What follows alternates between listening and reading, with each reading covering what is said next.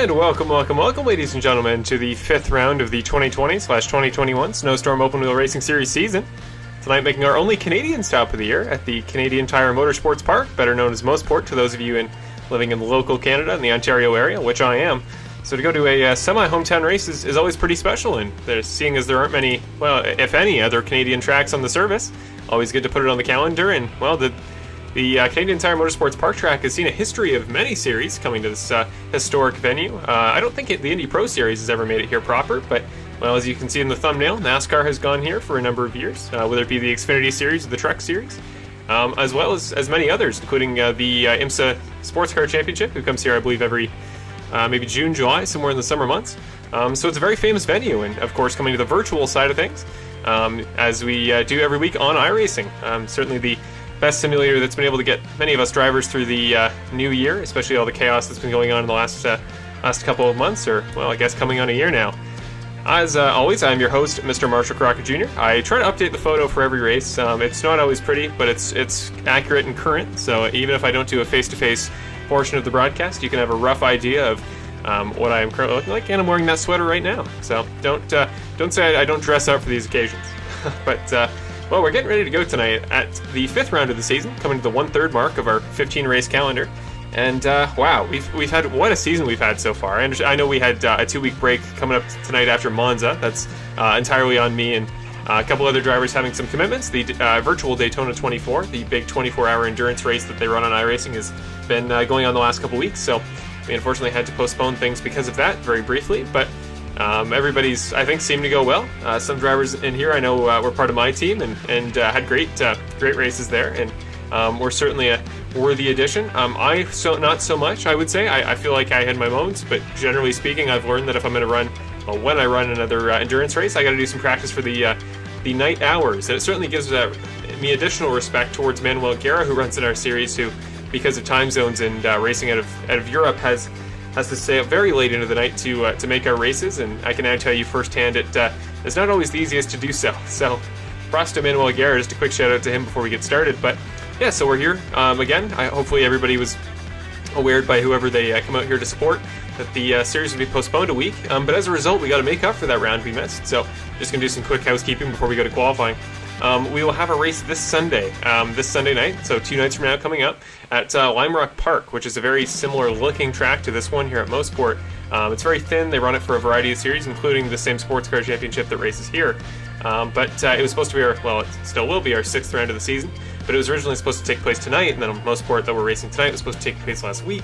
But we had to shuffle things around to get everything on the calendar, and that way we can still be done for April, once all the karting guys up here in Canada have to go back to their usual swing of things. So it'll be a double race weekend, so those of you that like some Snowstorm Series action will hopefully appreciate the double header here.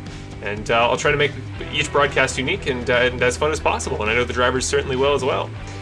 But before we get going to, as I mentioned, qualifying, we have to go to your track map just to give you an idea of what exactly we'll be looking at tonight when it comes to the venue. A very interesting looking track. You'll notice not a lot of long, straightaways, or at least, straight sections, as they are quite literally not straight. I mean, we have one big long backstretch there that we'll get to in a moment.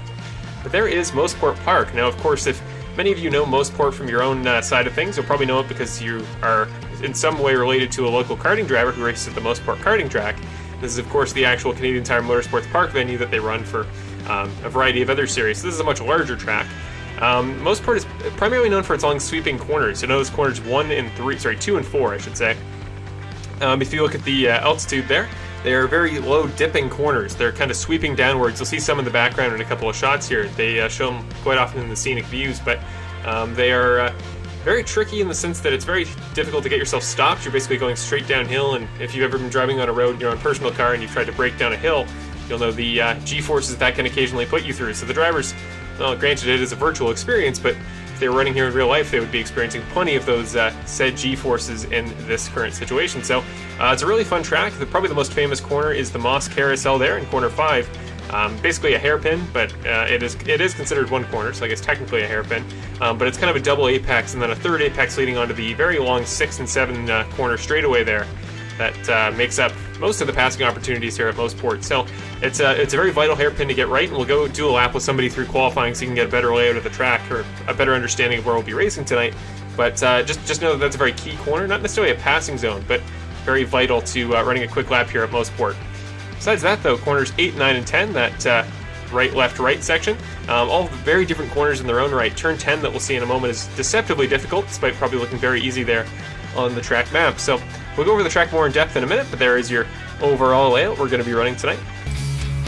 But before we again get qualifying in just a moment, it always starts at 8 p.m. Sharp, and tonight started a little bit early, so we had some time to go over things before we get started. There is your point standings coming into tonight's race. So that is, I know it says round 5 up at the top, but this is after round 4 at Monza a couple weeks ago.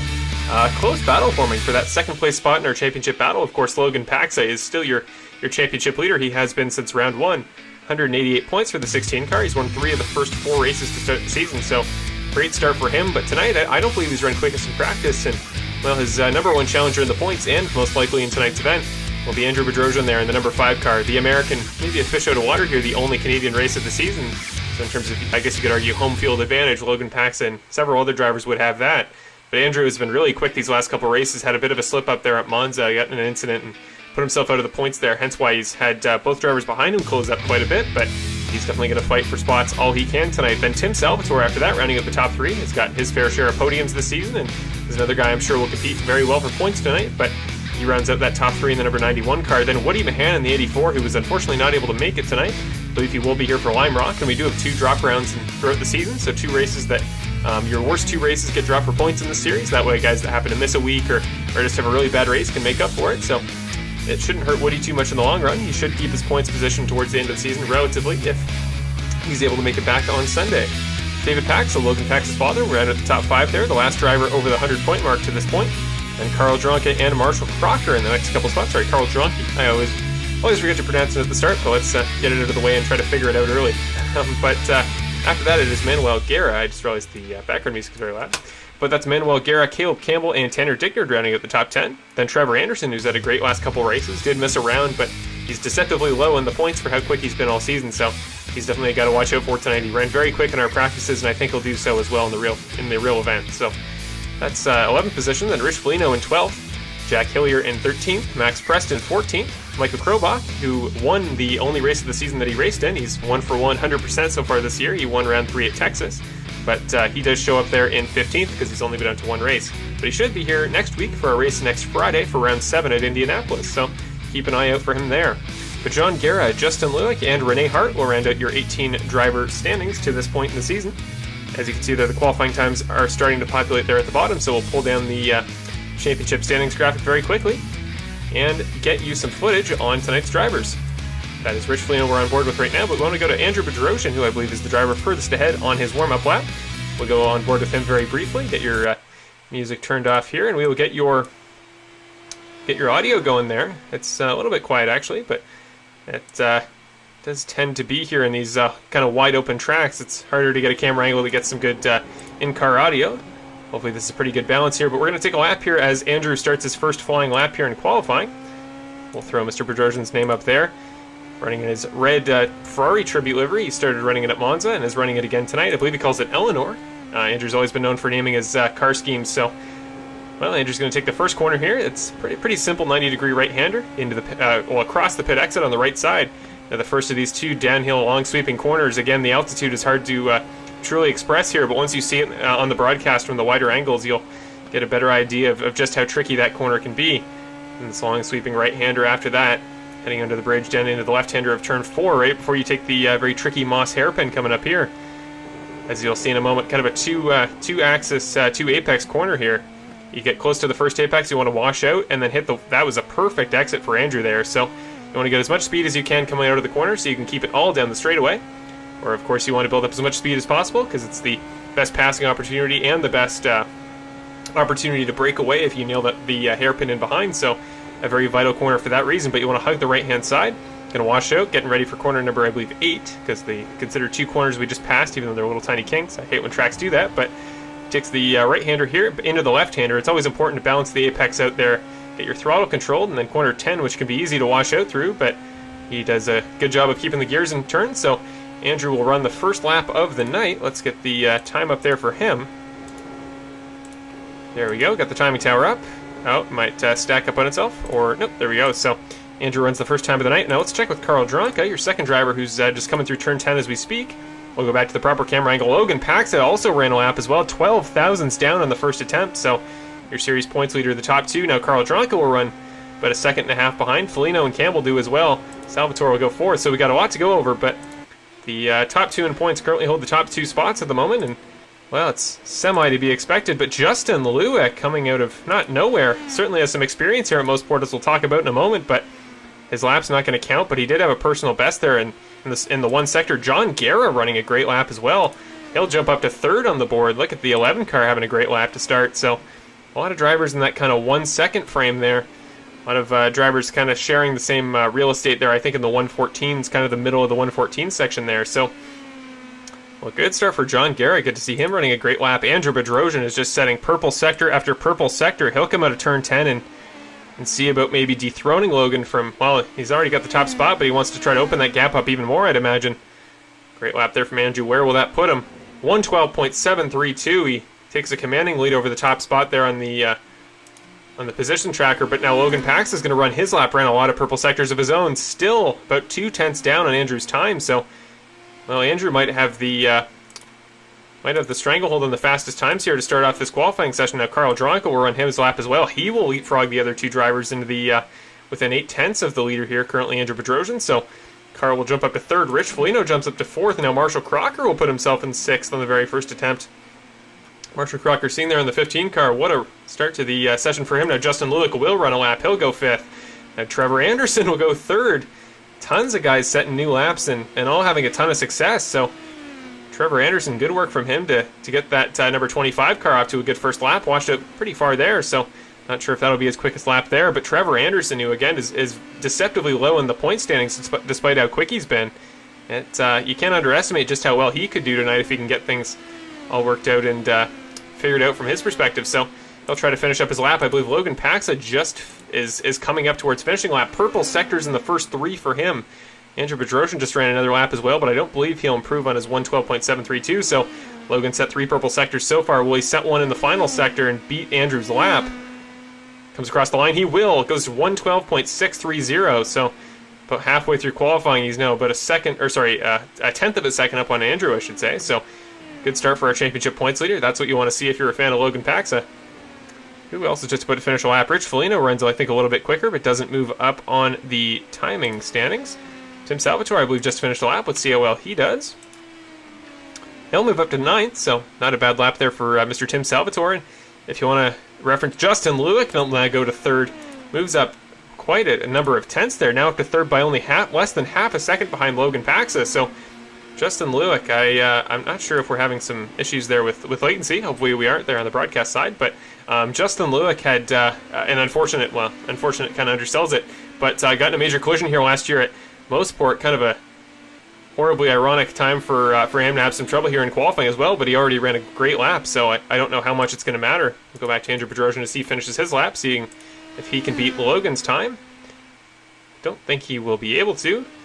No, it looks like he'll stay behind the 16 car for the time being, but Justin got in a really serious accident last year, I think middle of the year at Motorsport, which broke his wrist and put him out of racing for quite a while, both real and virtual, so very tragic thing for it to happen for him there, and you got to think tonight's race kind of serves as revenge from that incident and trying to get back at the track that gave him some issues in real life. So hopefully tonight will be a good comeback race for him. It's not the first time we've had him back in this series. He made his debut, I think, a couple weeks back at probably Texas. I think was the first time he would have been back. But so he's got a lot to fight for tonight, and he's already 3rd in timing, ahead of quite a number of really quick drivers. Now Trevor Anderson, I think, just finished up a lap.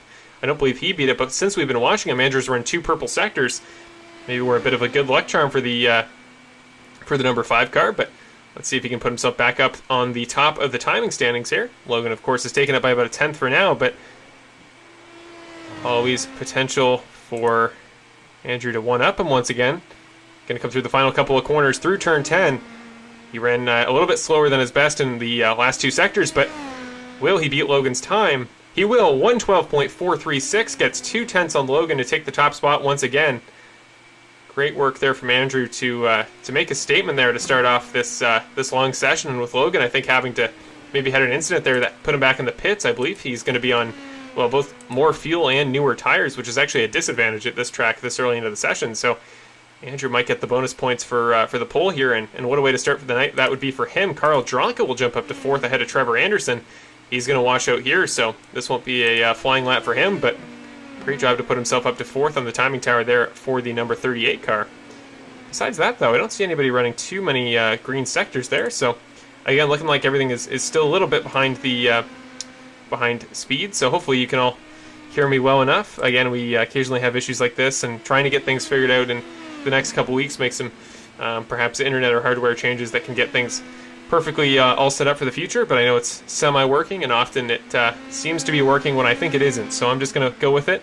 If anything is really bad on the YouTube side, like it's unwatchable for you guys, let me know in the chat, and if need be, I'll try to pick a good moment to do a complete reset and get things figured out. But the current top driver, Andrew Bedrossian, has now entered the pit lane, so looks like he's done with his time. He's happy with his 112.4, and now it's the responsibility of the 16 car, who didn't take a running start up to the line. But it's now Logan's job to try to beat that time from Andrew. Let's see if he can gain those 2/10 he needs to take over the pole once again. I believe he's had all three. He's had 3 poles this year. I believe Andrew took the other one. So it's been a great year in terms of just flat-out pace for Logan Pacza in the 16 car here. He's not taking a flying lap here, so it looks like he's going to go for one more, but he's got to make it back to the line quick. If he heads into the pits here, it's over. Andrew would only have Justin. He will, so Logan will head into the pits now. Justin Lewick there in the 7 car, who might be on a flying lap, is now the next closest car to try to one up there with Andrew's time. But well, he's got a lot to make up, about 7/10 to burn here in his current lap. So any driver, remember, that comes in before that 10-minute mark will have one more lap to run their times. And Andrew has come back out, but Justin is going to go around. So hopefully he can stay out of Carl Dronka's way. He will, but that's going to hurt the corners for those drivers trying to run a fast lap here. You want to hit the apex in that corner, and can't do that if there's a car sitting in the middle of it. So I think we might see the last of the movement we're going to see on the timing tower, and hope that isn't the case, but I do have the sneaking suspicion that it will be. So, okay, well, the Logan is going to come back out, but I don't think it'll matter. I think he's going to run out of time. Justin Lewick will as well, and I mean, well, you've got the time, might as well head out and get some last-minute practice before the real race. Carl Dronka is going to come in, and, well, he's provisionally in 4th place, unless Trevor Anderson has something to say about it here. I believe Trevor is on a flying lap. Not really much movement there in the timing tower in the last little while, so all the spots might be figured out in advance for tonight's race. David Pacza is still running a lap. We'll go to him in just a moment. Where is David Pacza? On track through the final corner. The back end gets loose, and he'll hit the outside wall. Hopefully stays out of Trevor Anderson's way. He will. Will Trevor improve? He will not, by the looks of it. Ran slower than his personal best in all 4 sectors, so unfortunately for him, that will not be good enough to improve his time for tonight. But, well, great job from everybody. We're going to go over the final results in just a second, but that was great to see. It's always good to get these big, long qualifying sessions where everybody knows what they're doing, and everybody's staying clean. And it didn't look like, for the most part, anybody got in anybody else's way. Of course, we had a few incidents where people got into crashes, but, well, it's sometimes to be expected. Never want it to be the case, but it's a tricky track. I know that we did the quick lap there with Andrew, and Andrew's always going to be one of the cleanest, most polished drivers in the series, so maybe having him try to prove why a track is difficult isn't always the best thing to do. But, well, I assure you there are a lot of difficulties here to be expected with this layout here at Canadian Tire Motorsports Park, so we just got to wait a brief moment before the final results can be displayed. We got to wait till the entire session is done, which it currently is not. So, again, I think we're starting to stabilize a little bit here. It goes through some occasional rough patches for not much discernible reason here with our internet side of things. So hopefully it's okay. And I know when you watch it back on YouTube, it always hops over the little jumps there, so everything looks all normal. So for those of you watching live right now, again, hopefully everything can get figured out in the next couple laps. And again, if it isn't, just let me know, and I'll try to fix things if possible. But well, I think we should have the results there for the session. We do. So we can show you the final results from qualifying and the starting grid for tonight's race at Canadian Tire Motorsports Park for round number 5. You get all the cars in the background getting ready to go. You can probably hear the engines getting revved up to start, but there is your 15-driver field for tonight. 14 drivers were able to run a lap, Manuel Guerra being the exception in the 12 car. But Andrew Bedrossian is your pole sitter for tonight, running a 1:12.436 lap. The American will take the pole here at the only Canadian track of the season. I know that he was putting in a lot of work here and for Lime Rock on Sunday, so I think it could be a very good weekend for Andrew Bedrossian. That's a good way to start it. So the 5 car will be on pole. Logan Pacza at his outside, the number 16 car. And starting row number 2. Justin Lulick, again, we talked about him before as a special connection, and for both for good and for bad here at Canadian Tire Motorsports Park. So starting from 3rd, hopefully that'll benefit him tonight. Carl Dronka to his outside in row 2. Trevor Anderson will round out the top 5, and I know he was running some really quick times in practice, might even be disappointed even running 5th, but well, he's got the flat-out pace potential to do something good tonight, so let's hope that he will be able to. David Pacza to his outside, finishing off row number 3. Tanner Dignard and Rich Foligno in 7th and 8th will make up row number 4. Then Tim Salvatore down in 9th there. Not the qualifying time you would have expected from him, seeing as he's 3rd in points right now, but well, Tim has been known to just stay clean and make his way through the field in the past, and he did so at Road American. Let's see if he can do so again tonight. Then John Guerra rounds out your top 10.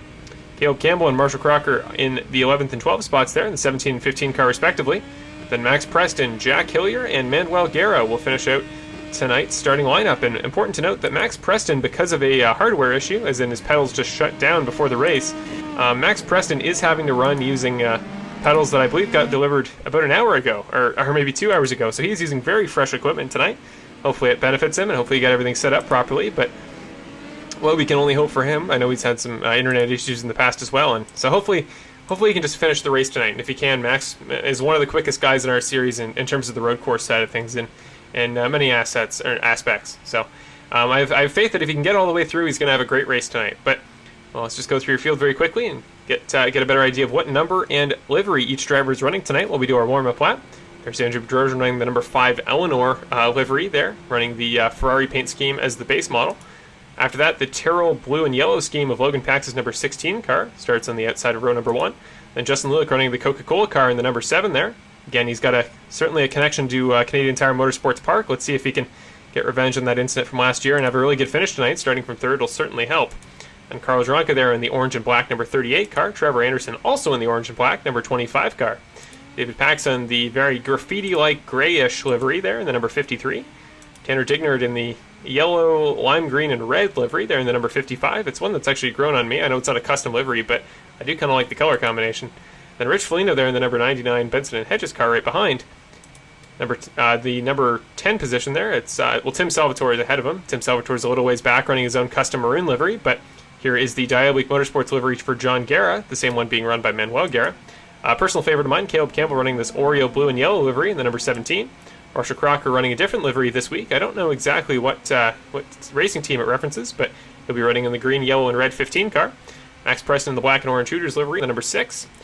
Then the Racing Point livery for Jack Hillier, new this week, in the number 18 car. Another snazzy one for him. And the other Diabolik Motorsports entry of Manuel Guerra. Here is your pole sitter, Mr. Andrew Bedrossian, driving behind our Porsche pace car. Of course, the series does not have the money to fund a virtual pace car driver, so it is virtual as many other aspects of the sim are. But we are getting ready to go. Let's pull down your driver name graphic here and get ready to head into tonight's action. Coming through the final couple of corners, Andrew Bedrossian is, as always, the control car here when he starts on pole. So through the final corner, let's see when they go green. Logan and Andrew side by side to start the lap. I believe they have, spinning the tires a little bit, but green flag here for the start of the 5th round of the Snowstorm Open Wheel Racing Series season at Canadian Tire Motorsports Park. Through the first corner, seemingly not too much chaos based on the timing tower through the first couple of corners. So I think we've started the race off pretty well. Andrew Bedrossian already getting a good jump there on Logan Pacza behind. No, he doesn't. Loses the back end. Andrew Bedrossian clips the front. Huge contact with Carl Dronka. Immediately the race starts in chaos. The back wheels look like they came off for a moment, but they are on the car. Hillier and Guerra in the last minute are going to go by. A caution comes out off the start, but wow. Oh man, I'm so glad that that the stream was able to come back in that particular moment, because wow. What a crazy way to start this race. I mean, Andrew Bedrossian was running incredible laps in practice, ran great in qualifying, just the tiniest mistake there in that very tricky first corner. I mean, on cold tires, you're trying to run as quick as you can to get away from the guy in behind, and maybe played against his strengths there to start. Let's just go back and see what happened there to the number 5 car. But I mean, that means Logan Pacza he didn't get the pole tonight, but he'll immediately become the leader of this race off the very first restart. But Carl Dronka was involved in that as well. So let's go to the reverse camera here just to get a better idea of what happened to Andrew's situation here. So didn't even hit the grass. He just kind of got his inside left tire there onto the apron, that little bump there sitting on the apron of the track, and that was all it took to send him around. So, well, never the way you want to start a race at all, but the fact that he was able to get back up to speed and he can use one of his quick repairs is a good sign. But let's see that one more time. Maybe this time from Carl Dronka's perspective, because the 38 car started, well, very far up the field. It was a great start for him if he didn't have these issues. So let's see what happened in Carl Dronka's case. We're going to go on board with the 38 car. He is in the pits currently as we speak, getting damage, but let's see what he was looking at coming down the hill. So this is Carl Dronka's perspective, coming down the hill, and oh, got to start it. There we go. Coming down the hill in 4th place, right behind Tim Salvatore, so pretty blind to the corner ahead, can't really see ahead of him. And the second he notices the 5 car sliding off the track, it's too late to do anything, and he goes around. So this horrible luck for Carl Dronka. You see how messed up his steering is. That gives you a good idea of how messed up that car is from a collision that strong. So, oh, couldn't get the thing around the track. He's going to have to tow to the pits and lose a significant amount of time. So, well, the one guy that this benefits most of anybody, meaning he doesn't have to really, for the time being, have to worry about taking that first place spot back for his own, is Logan Pacza. He'll move up to the top spot as a result of Andrew's incident, and Andrew, I believe, did just exit the pits and took his repairs, so he'll be back in the event, but I'm getting deja vu to the situation he had at Road America, where he came from 12th all the way back to 2nd to finish the race, but now he's lost even more spots, down to 14th to start this next restart. But Logan Pacza, the lights on the pace car are still on, so we got some time to go before the restart, but I guess he gets a couple extra laps to warm his tires up. Only went 2 corners before the caution flag came out. But Justin Lulick will move up to that 2nd spot there in the grid. Trevor Anderson will move up to 3rd. I don't believe too many other spots would have switched in that select couple of corners before things all went wrong. But let's just throw up the positions gained by each driver to this point. So Logan Pacza, of course, moving up 1 spot. Justin Lulick moving up 1 spot. Trevor Anderson moving up 2. I forget who else he would have passed. Who started 4th? Carl Dronka, who was involved in the incident with Andrew as well. So Trevor Anderson moves from the top 5 all the way into the top 3 to start the race. David Paxel will move up to 4th. Tanner Digner to move up to 5th. So great start to the race for him. He's got the potential to put in, I think, his first top 5 of the season tonight if he can work off of the good track position he'll be given after that first incident. Then Rich Foligno, John Guerra, Marshall Crocker in the next couple spots, getting 2, 3, and 4 spots respectively. Marshall Crocker up from 12th to 8th there on the very first corner. So way to start the race for him. Tim Salvatore didn't gain any spots as a result of the 2 incidents, so must have had trouble there in the very first corner keeping those spots he gained. But after that, Caleb Campbell, Max Preston, Jack Hillier, and Manuel Guerra will all gain 1, 2, and 2, and 2 spots apiece as a result of the 2 drivers ahead of them going behind them. Will the light on the pace car come off? No, we're going to go around 2 more times, so got a little bit of time to go here. Logan Pacza is just going to get those tires warmed up once again. We might go away for just a moment. I'm going to see if I can get my issue figured out, if there is a little bit of latency on the broadcast side. We're going to go to a picture-in-picture for just a moment while the cars all get warmed up. And we will be back in just a moment for the first, I hope, proper restart of the night here at Canadian Tire Motorsports Park.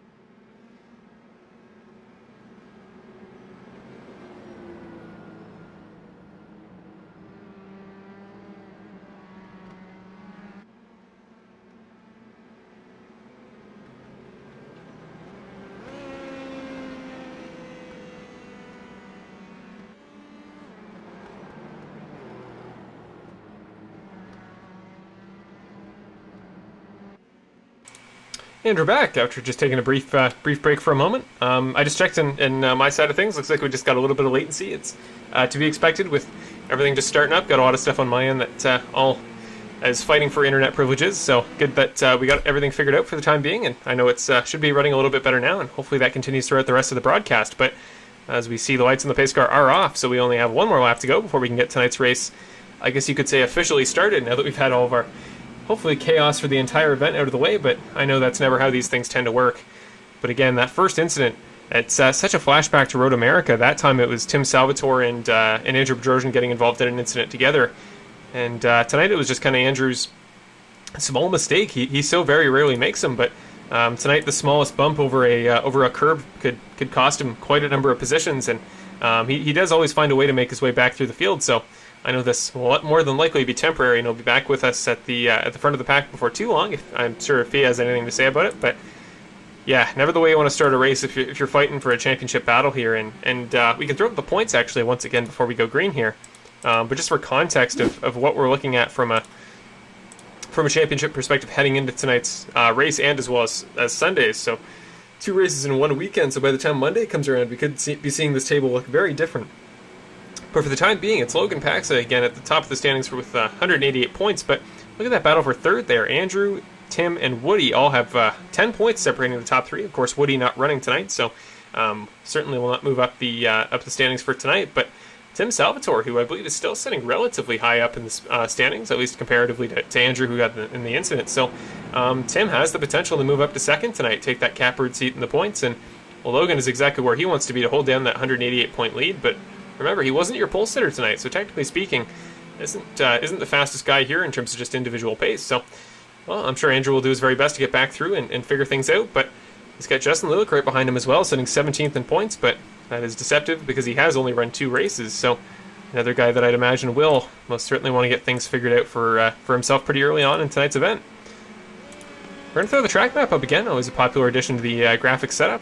Got all the graphics up and ready to go for this next restart. Logan Pacza is on the gas pedal as the Porsche pace car takes the right-hander into pit road. Right off the start, Trevor Anderson, the 25, goes around. Another incident to start off a green flag stint. Trevor Anderson, you can't see him up the hill there as the cars go by, but a single incident, he loses his entire front nose. He'll have to get back up to speed. No caution should come out because it was a solo incident, but no, green flag is still out, but he's got to get back to the pits quick if he doesn't want to lose his lap. And just like that, things get even weirder. Now David Pacza will be up to the 3rd place spot.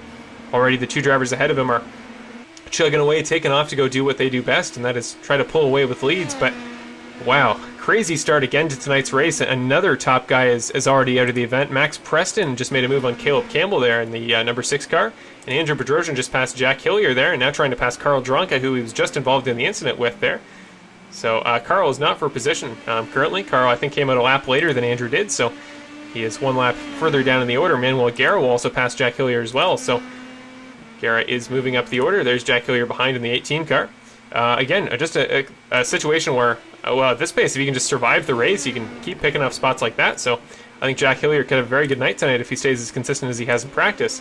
But David Pacza is having a great start for himself, already up to 3rd from 5th.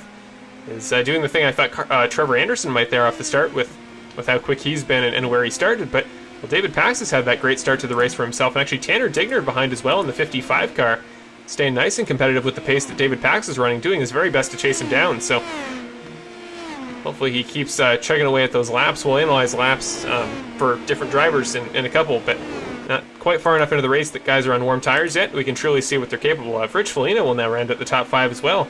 Moved up quite a number of spots for himself too. But Logan Pacza in the 16 car as he comes through the hairpin on that number 6. We haven't made it a significant way through the race, but we spent most of it under caution. So that should give you a good idea of just how quick this guy is. I mean, look at the gap he's pulled on Justin Lewick already. 3 seconds right off the restart. But if I'm him, the guy I'm probably looking at is 10.7 seconds behind me currently. That's Andrew Bedrossian, who next to him in points and was quicker than him, the only guy quicker in qualifying. So I know Andrew's on a campaign most certainly to make his way back through the field, but Trevor Anderson has now returned to the track, got his front wing repaired, so good to see that he won't lose a lap, and he's at least back up to speed enough that, well, hopefully he should be able to compete if we get a caution. Tim Salvatore, a little bit further back in the pack, is going to pass Marshall Crocker for 7th.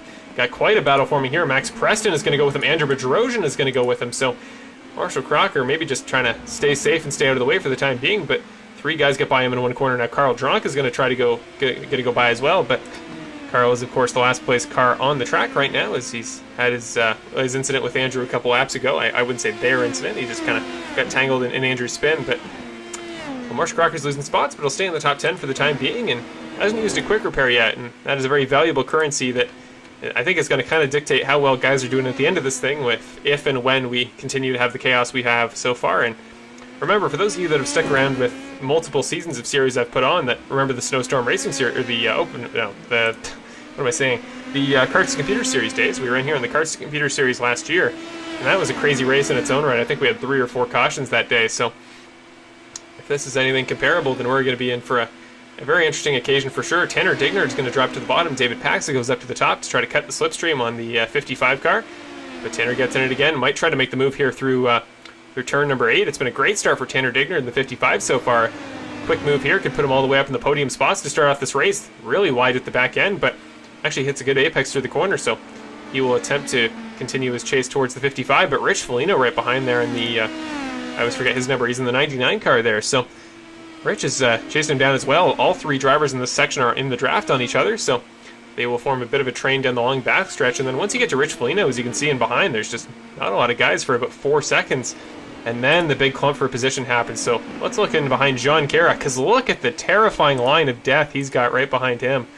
John Guerra coming out of turn 2. That's Andrew Bedrossian now making the move on Tim Salvatore.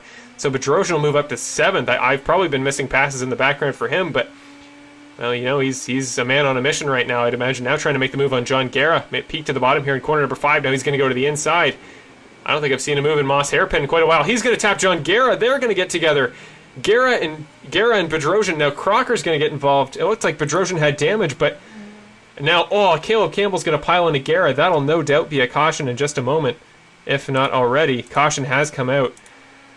Tim Salvatore is the first guy to avoid that on track, but second incident of the race for Andrew Bedrossian there in the 5 car. Probably second quick repair as well. You see the tire buckled in on itself. I know my side of things tends to show incidents a lot more than it does for the real drivers, but wow. Chaotic start to the race for the number 5 car. Let's go back and check his incident and see what happened, but worst part of that was that, you know, so many guys got together after that and collected into the pile. So this is coming down to turn number 4. See, Andrew Bedrossian, the 5 car, is going to peak, I think, to the inside originally. John closes that spot off in the number 11, but John goes up to take his line. Andrew just, I guess, can't quite woe up in time. Thought about the move and pulled out a little bit too late, and they get together. No doubt going to be some frustrations and unhappiness with that one, but well, they get around after, and then you saw Caleb Campbell in the last second gets into them as well. That's the number 17 car. He's been having such a great last couple races as well. He's been great in the practices, and he finished 3rd in our practice race the other night, so well, we know he's got the situational pace to make something happen in his events, but yeah, just nowhere to go from. Like, look at we'll have to go from his perspective one more time, but look at just the giant parking lot of cars he sees as he comes down the hill. Not much he can do from his perspective there, so let's see that one more time, but we see the entire thing happens up front, and just look at the massive cars. You have no idea where to go around that, so pile straight into Guerra. No doubt means that John Guerra's going to have to go to the pits as well, but let's look at Jack Hillier, who I believe is also in the pits. It looked like he got involved in some way as well. Unless he hits debris, it looks like everybody's out of the way by the time he comes up the hill, so doing a good job to stay slow and try to stay out of the way. He does hit a piece of debris, but didn't hear any cracks in the footage, so if Caleb Campbell comes out, hopefully they don't hit each other. Okay, they did hit each other, so that would explain the damage there on the 18 car of Jack Hillier. So he got up to speed, and I think he made it back to the pits. Let's see live. He did, so he's got a fully working race car once again. Again, you do have multiple quick repairs throughout the race, so Jack Hillier's day is not over, but wow, again, crazy start to tonight's race. I don't think we've had this many cars involved in wrecks this early in an oval event and in a very long time in any series I've put together. So, obviously, never what you want to see from my perspective. The last thing you want to see is chaos and just things going wrong for guys that I know put in a lot of effort and a lot of time to try to get ready for these events. So to see so much chaos is never what you want. But if there's one thing that these vast numbers of incidents mean from a viewer's perspective, it's you could get a very different looking top of the order here tonight. I think we already have. I mean, all good guys here sitting in the top 5 right now, but guys that, because of great performances from guys like Andrew, like Logan, those guys that just seem to have an extra gear you maybe don't see in the top three as often. So David Pacza making his way into the podium spots. Bedrossian, Preston, and one of the Garys, that's John Gara, are all in the pits right now. So you see, obviously, Bedrossian missing the entire front right tire. Max Preston might actually beat him out of the pits. It's going to be close.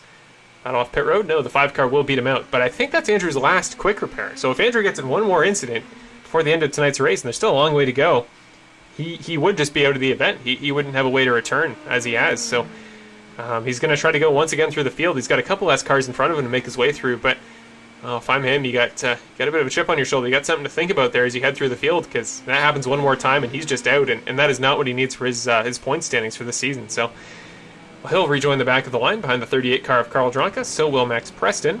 John Gara will return to the track as well. I forgot that we have quick repairs, so I was worried his race was over. But no, the 11 car, who had a great performance at Monza, came darn close to podiuming in the thing. He was very close. Of course, I think his fuel strategy was just a little bit short, so had one pit stop too many to try to go for the hopes of winning it. But he had a great race there. It looks like Max Preston has a penalty of some sort, maybe speeding on pit road, so he lets the 11 car by. But let's go to the front of the field. I don't believe we'd be going green this lap. No, we got one more lap to go, so Logan Pacza remains your race leader. I'm going to try to get the brakes done on these quick caution pits here, so we're going to go on board with maybe, let's pick a different driver. Let's go Justin Lulick. I know he's got always a lot of support, always a guy that puts in a lot of effort for these races, and of course a track he's got as I've mentioned, a bit of a specific scenario, a bit of a specific connection with. So we will go on board with the number 7 car, and we'll just go to a quick break as we do a lap around. When we come back, we'll be ready for our second restart of the night, and to get ready to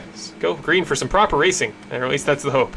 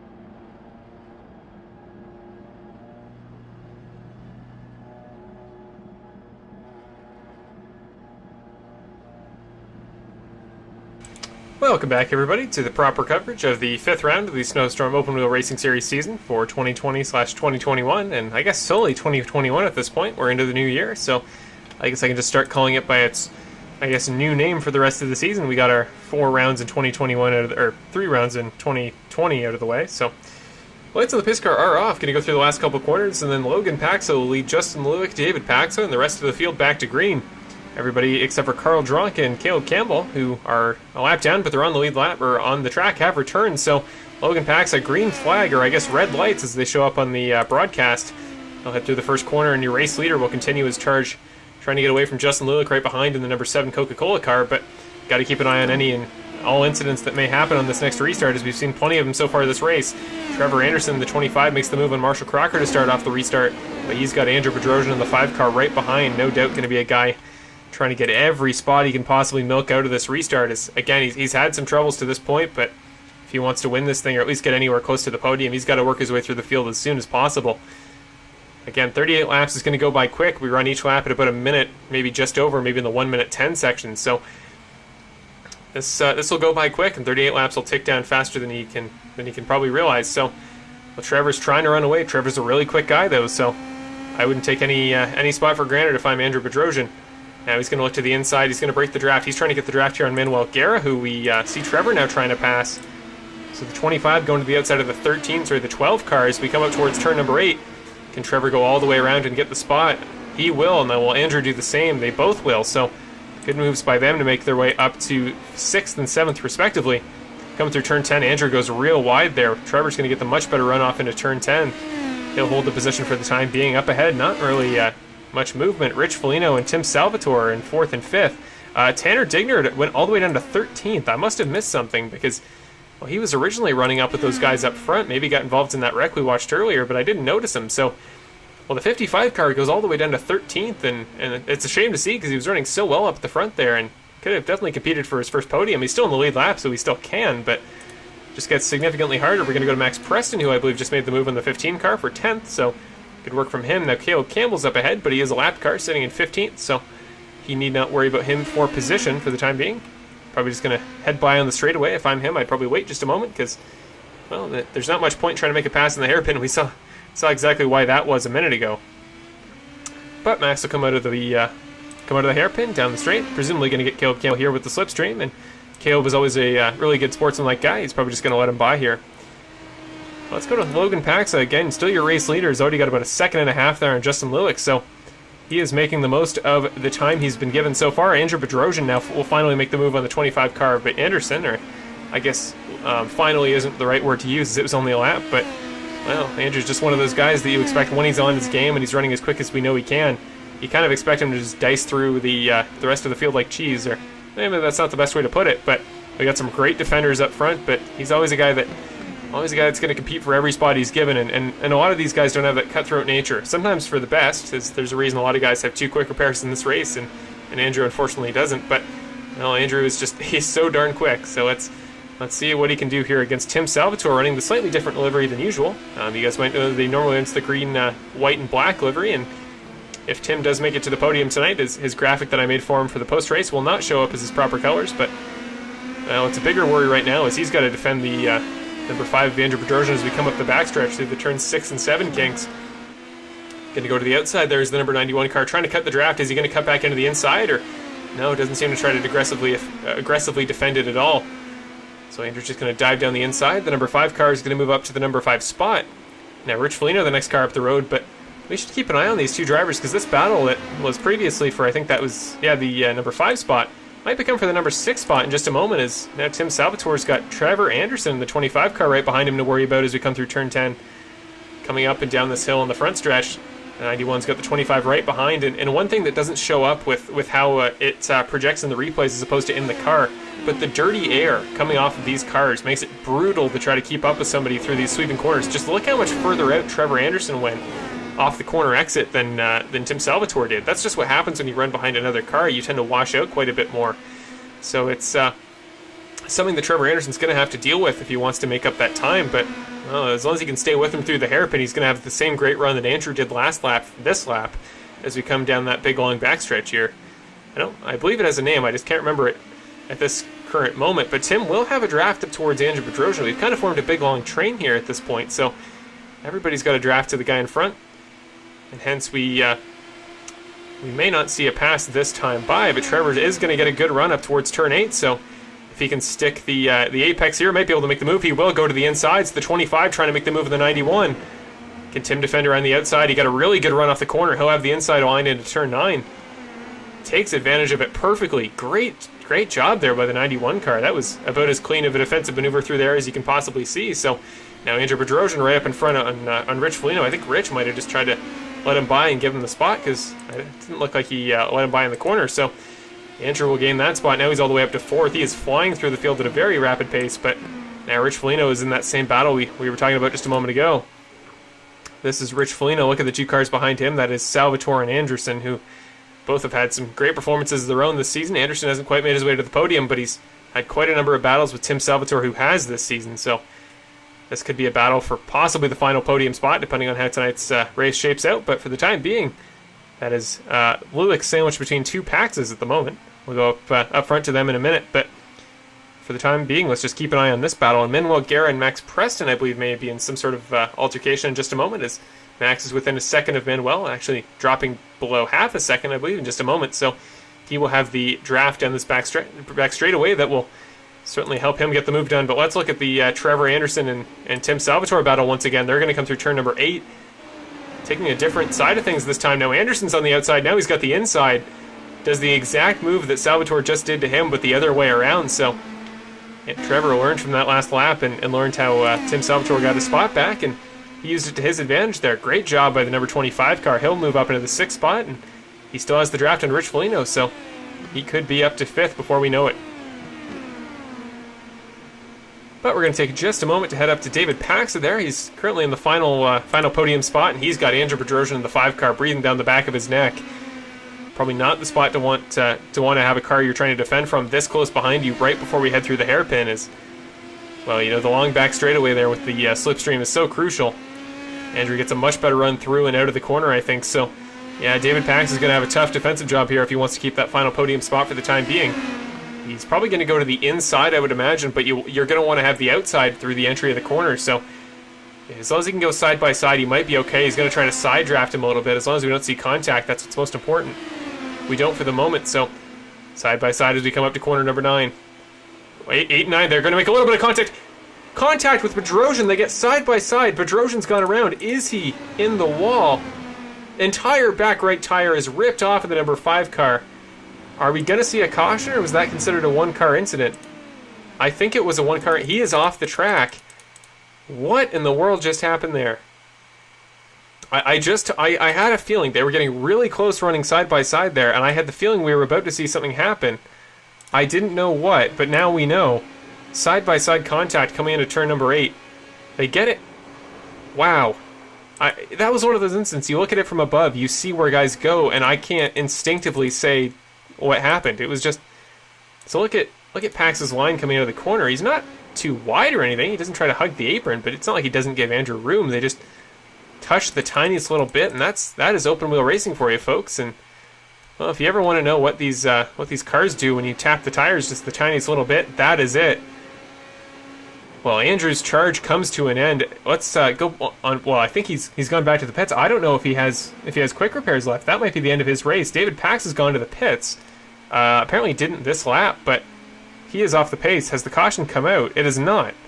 So David Pacza is significantly off the pace. You see, his tires just buckled in. You know, that contact would have done it, but that's the opposite side of the car from where he made contact with Andrew. I am really confused about the status of that incident. So Paxa's missing his front right, I guess, or he's going to have to come back to the pits. He's got quick repairs to fix it, but no caution. So now the top 3 becomes Logan Pacza, Justin Lulick, and Trevor Anderson there, who's made his way through the field. But what in the world? Andrew is just out. He's left the session, so he burned through his 2 quick repairs, and that was the final incident. And wow, second in the championship, your pole sitter for tonight just 19 laps ago. And just like that, Andrew is out of tonight's race. And again, if there's one guy that benefits more than anybody else, it's guy he's fighting for in the championship with, Mr. Logan Pacza. Has had an almost flawless race up to this point, hasn't really had to worry about much, and now his main pace rival here tonight is out of the equation. Max Preston a little bit further back in the pack. We shouldn't discount the other battles. He just passed Tim Salvatore, but Tim Salvatore is nowhere to be seen, so maybe just had some troubles coming out of the hairpin. Now he's got Carl Dronka right behind him. Carl, of course, is still a lap down, but as long as he can make the move clean, I have no problem with lap cars making the move on cars ahead as long as they are faster and will stay clean about it. Carl's going to try to go all the way around. He does it well. So guys are making that top line work into the entry to number 8. In our practice attempts, I always tend to race in the practice races, and I could never get that move to work. I found once I got to the outside of somebody, I would never have the grip to keep the move around into turn number 9. But well, these guys must be better than I, because they are finding ways to do it, and it's working for passes. Tanner Dignard will pass back into the top 10. He'll pass David Pacza on track. I wasn't sure if it was through the pits or what, but a good battle here between the 55 and the 53. So we'll keep an eye on the battle for the final top 10 spot, but of course, we know David Pacza just a moment ago was up to the top 3. He was on the podium before all this chaos that we saw this last couple laps. So it's been a crazy race so far. Positions swapping around like flies, and well, we're coming up to the halfway point. It doesn't feel like we're that far into the race, but at the same time, I guess that's just what happens when you have so many caution laps. So hopefully we can keep a long green flag stint to the end for the time being, but I don't want to discount. We're going to throw up the last couple laps graphic for the top 2 drivers here, because I know I haven't talked a ton about Justin Lewick in the last couple laps, but he's not running significantly slower lap times. Like, he's run within 3 or 4 tenths in this last couple laps, which I understand, I guess, is a semi-significant amount of time, but well, you think about Logan Pacza. If there's a guy that you'd be happy running within 4 tenths per lap of in this series, it's Logan Pacza. So Justin Lewick is doing a great job so far, just trying to stay with him. And again, if we get another caution and strategy comes into play, this thing is by no means over. Of course, Logan has run the quickest lap of the race so far, a 1:12, I think 5:28 or 6:28. I can't quite read that purple font, but he's very close to what they ran in qualifying, regardless. So Logan is finding his pace from qualifying, transferring into the race, but Justin is doing his very best to keep up with him tick for tat. So now he's behind Logan's dad, Mr. David Pacza, who again was up to 3rd right behind him until just a couple laps ago, and then of course that incident that we saw between himself and Trevor Anderson that Andrew Bedrossian that put Andrew out of the race. So this is the gap between Lewick and Anderson. Trevor Anderson was running quicker laps than Justin Lewick, or slower previous, but now Trevor has got some time back. He was a half second quicker than Justin that last time by, so we may see a battle for second for him in the next couple laps if Trevor can make up that approximately 7-second gap he's got between the two up, then we could see a battle for that second place spot, and then perhaps for the final podium spot, as Rich Foligno is still only about 3.5 seconds off of Trevor and breaking away from Max Preston and behind. That's Jack Hillier, who appears to have damage off to the inside. No issues getting out of the way of the cars ahead. Not sure what happened to him. Hopefully he can stay on the racetrack, and well, if he can, he should dive off to make sure guys that don't have a problem getting by. Almost did. Good of him to get off under the apron and make sure guys can get by clean, but Trevor Anderson had to make a good move to keep the car on track, and as he continues to chug away, looking to get his first podium of the year. It feels like he's competed for one already, but really the races he's been in so far, he's just had situations that, whether it be getting taken out at Monza or just not seeming to get the strategy figured out at Road America. Now he's competing, and now he's already got the spot that he's been looking for a while. So a teammate of mine in the virtual Daytona 24, I've spent quite a bit of time with him lately, and I now understand just how dedicated he is to the sport, and if not because of the time he puts into the simulator, just because of how quick he can be at any hour of the day. He ran a night stint in our 24 attempt, and I don't think I've ever seen a guy look as poised and confident as I did him from 3 to 5 in the morning. And ran some great times, and was the reason that our team was competitive at all there at the start of our race. So Trevor Anderson, of course, going to have a soft spot in my heart for trying to do well tonight, because the first race after that long event. And again, it makes me more worried as a guy who's not driving in the series. But once you see a guy in a situation like that, where I certainly had troubles driving that late at night in the 24, and to see another guy not have those issues at all, he's got that driver ability of steel sort of thing that I certainly need to learn, especially as we do more endurance races together in the future. So best of luck to Trevor Anderson the rest of the race, and he's making things work so far. Now we're going to go back to Rich Foligno there in the 4 spot, another guy that I never seem to talk about, but it's probably to his benefit that I don't, because he just never seems to have incidences we've seen a couple drivers have so far to start off the race. I mean, if there's anything that Rich has been known for, at least by me watching him in the series all this time, he just seems to have the worst luck of anybody I know. Whether it be having some troubles from an internet perspective with hardware, or just getting involved in incidents after the fact that aren't his fault, he just seems to always find himself in trouble. And I certainly hope that comes to an end, because Rich, you remember from last season, if you've been here since the Carts to Computers days, Rich fought for podiums all the time. He never did quite win a race in the old series, but he was always a valuable part of that, the narrative through every single race, really. He didn't really have a bad track all season, so I know he's got the potential to do that. He just needs to rattle off a string of races where he can get the good luck that so often he's unable to find. And he's had the luck he's needed tonight, I guess. He's had everybody and anybody around him have some difficulties tonight, so to have Andrew Bedrossian, who's kind of perennially in the podium spots at the end of the race, to have him out of the equation kind of frees up one of those 2 spots for somebody new, and Rich could be one of those guys tonight if and when he gets to the end. So After that, Max Preston will round out your top 5. Only 8 drivers left on the lead lap to this point. Marshall Crocker has fallen a lap down as well. I'm not sure what happened to him, but we'll go back in a moment. He did have some leftover damage, I think, from a previous incident. Speaking of leftover damage, Max Preston's going to roll a little ways too far through the hairpin, so keeps it off the outside wall. Great reactive driving by him, but that'll blow up his pace for just a moment, and it may be what he needs for, or what Tim Salvatore needs to gain that spot on him. Let's go to the 91 car on board right now. But again, Tim Salvatore third in the points, having a great season so far. He'll benefit strongly from the Andrew Bedrossian loss. And actually, this should move him up to second in the points definitively, because the guy behind him didn't make the race, and the guy ahead of him is going to finish 15th. So now second in the points, at least provisionally coming out of tonight. But you got to think Tim Salvatore wants even more spots if possible, and he might have one in just a moment on Max Preston. Let's keep an eye on him as he finishes up his lap. See, as he starts here, you'll get a good idea of just what it's like to chase a car in the dirty air if you can catch up to him that quick. But we'll see if Max Preston's brief slip up there in the hairpin last lap was just, a one-off thing, or if he's going to have some struggles the next couple laps.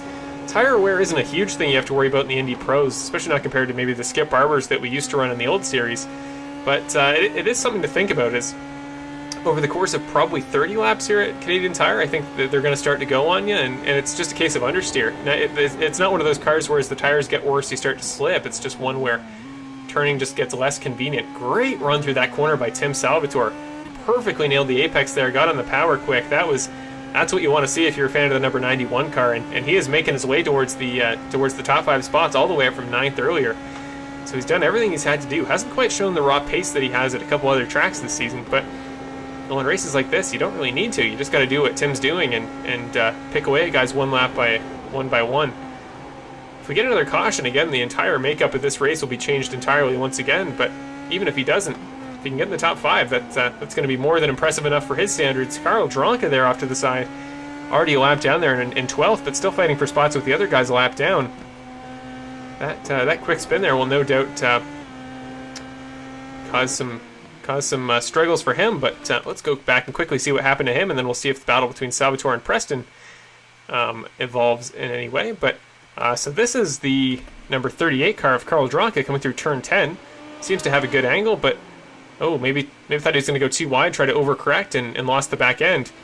Kept it off the wall though, so gets himself back up and running. And again, I know that he's a lap down, but don't make the mistake of thinking that just because somebody's a lap down means that they're out of contention for spots in this race. He has a skull that pops up when you show his driver name. That's pretty cool. I don't know why it does that, but I kind of want to figure it out to display driver cars for everybody else. But that is something for me to figure out in the future. For now, Max actually ran a really good lap. Seems to have pulled away slightly from Tim Salvatore this last time by. So looks like that battle that I was kind of foreshadowing a moment ago will have to wait for the time being.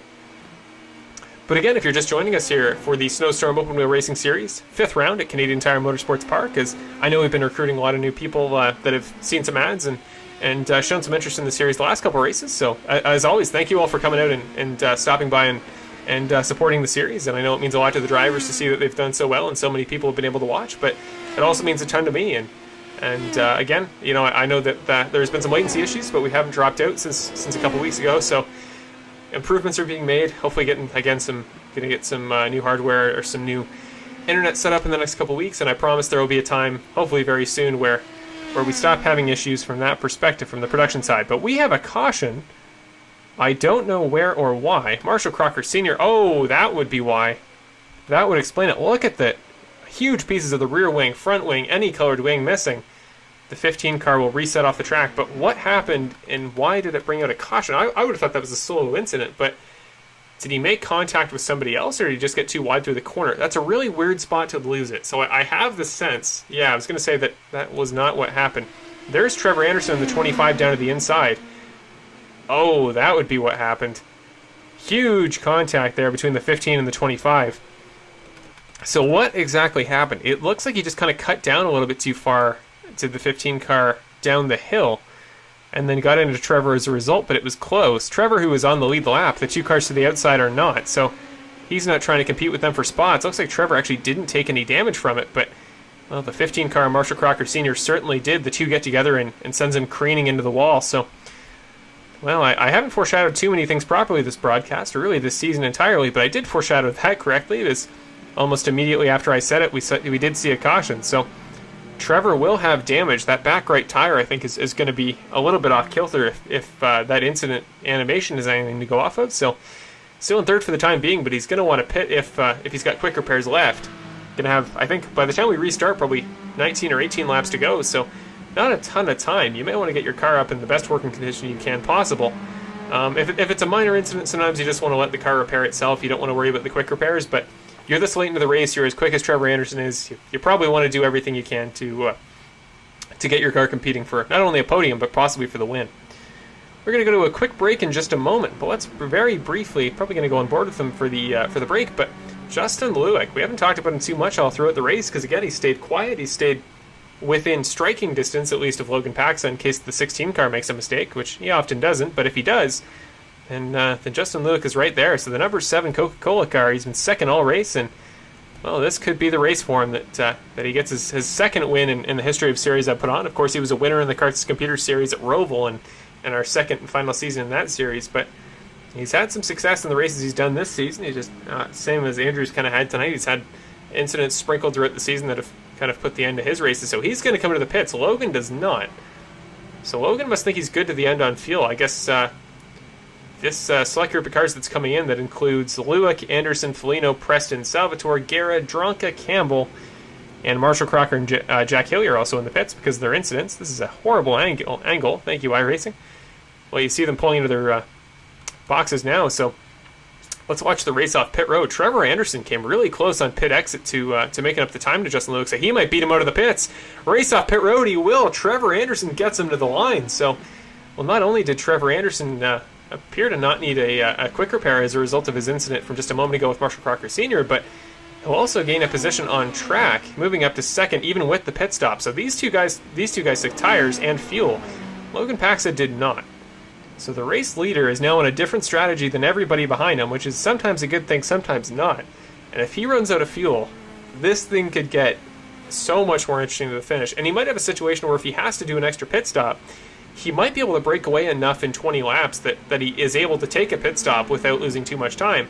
It's a possibility, but wow, that is more than interesting enough to keep my interest peaked for the last 20 laps. Not that it wasn't already, but it was starting to get to the point where everybody was splitting up there a moment ago that we might think the race was over and done with. But cautions do always seem to bring the race alive. So, well, there's David Pacza. He is not fighting for position. Same with Tanner Dignard, who's also in line. But the top three provisionally before we go to a break in just a moment are Logan Pacza, Trevor Anderson, Justin Lueck. Lueck's good buddy Max Preston right behind him has gained a bunch of spots up to fourth in tonight's race. Then Tim Salvatore behind him, rounding out the top five. Both Guerras after that, and Rich Foligno, your final car in the top 8 on the lead lap. Going to head to a quick break, everybody, but again, thank you for watching the Snowstorm Open Wheel Racing Series 5th round at Canadian Tire Motorsports Park. We got 20 laps to go when we come back, and ladies and gentlemen, I think things are about to get interesting. I'll see you in a moment.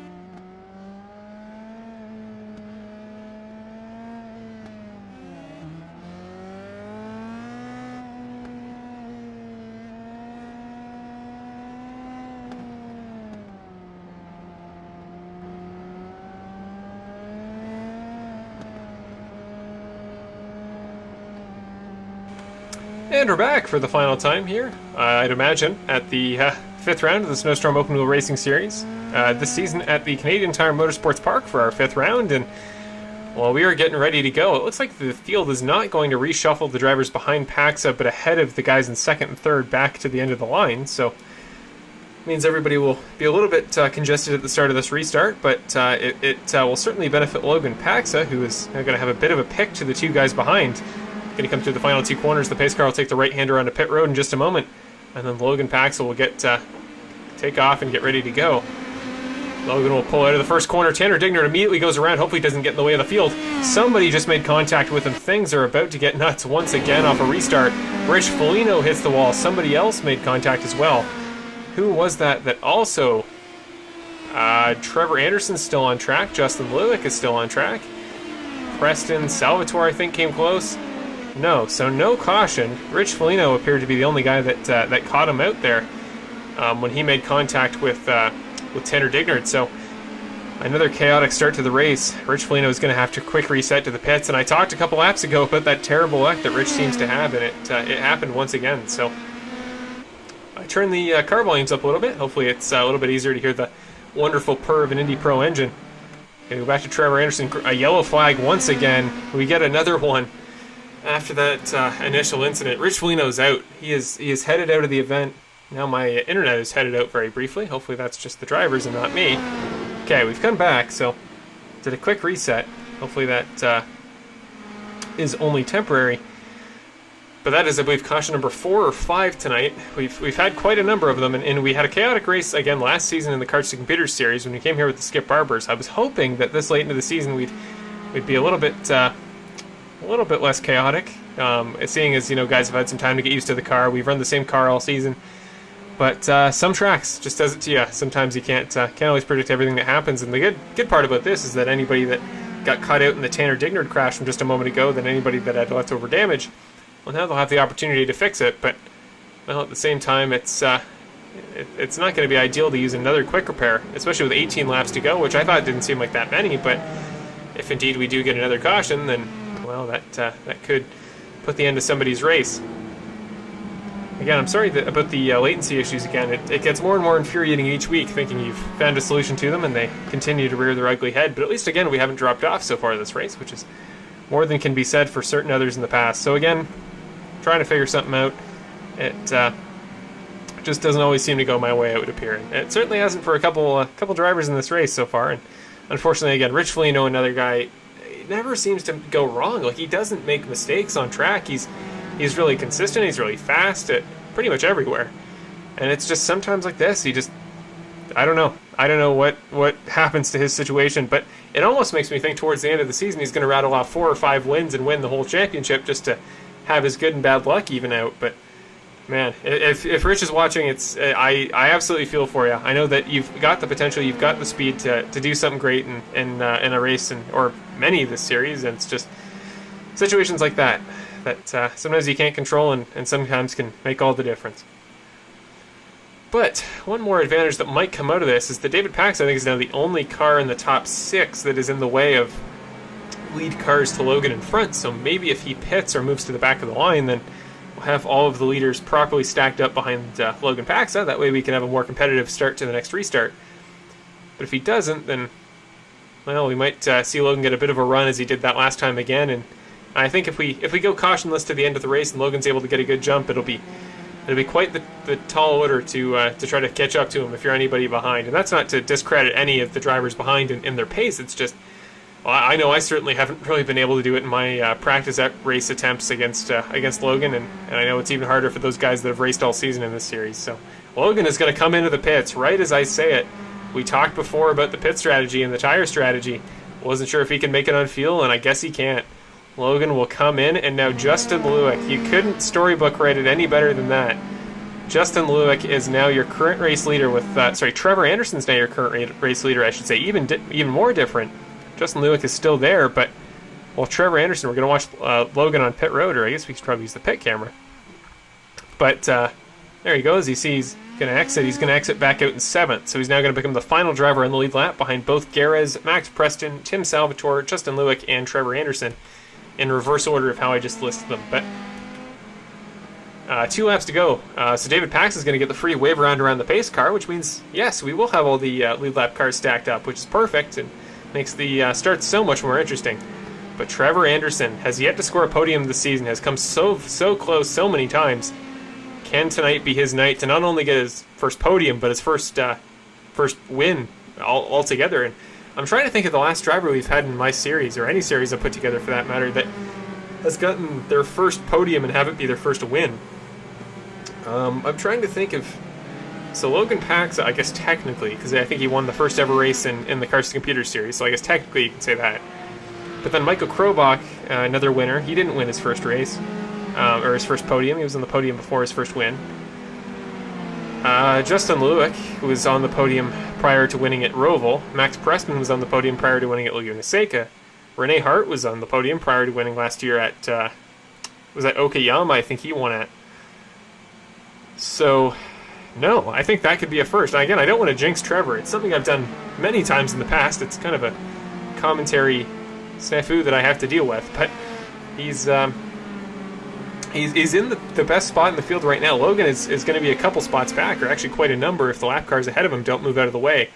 So he's got the pick he needs, but he's got a very hungry Justin Lewick behind him in the number 7 car, and then a very talented number 91 Tim Salvatore right behind that. So the points are going to switch up a ton. The order, I'd imagine, is going to switch up a ton after this next restart. We're going to come back with, that'll be 16 laps to go off the next restart. So not much time left in the race.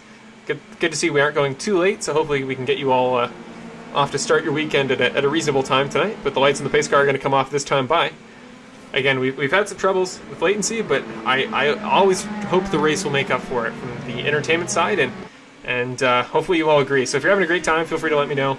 As always, I understand there's always issues with the there's often issues with the production side of things, and it's something I'm trying to fix. But if it comes to the broadcast, if there's anything you want to see, any segments you want us to do, anybody you want me to talk about more, I always try to split around who I get to, because everybody always has interesting moments at some point in the races. But if there's anybody you don't think I'm talking about enough and you want me to focus on more, just let me know.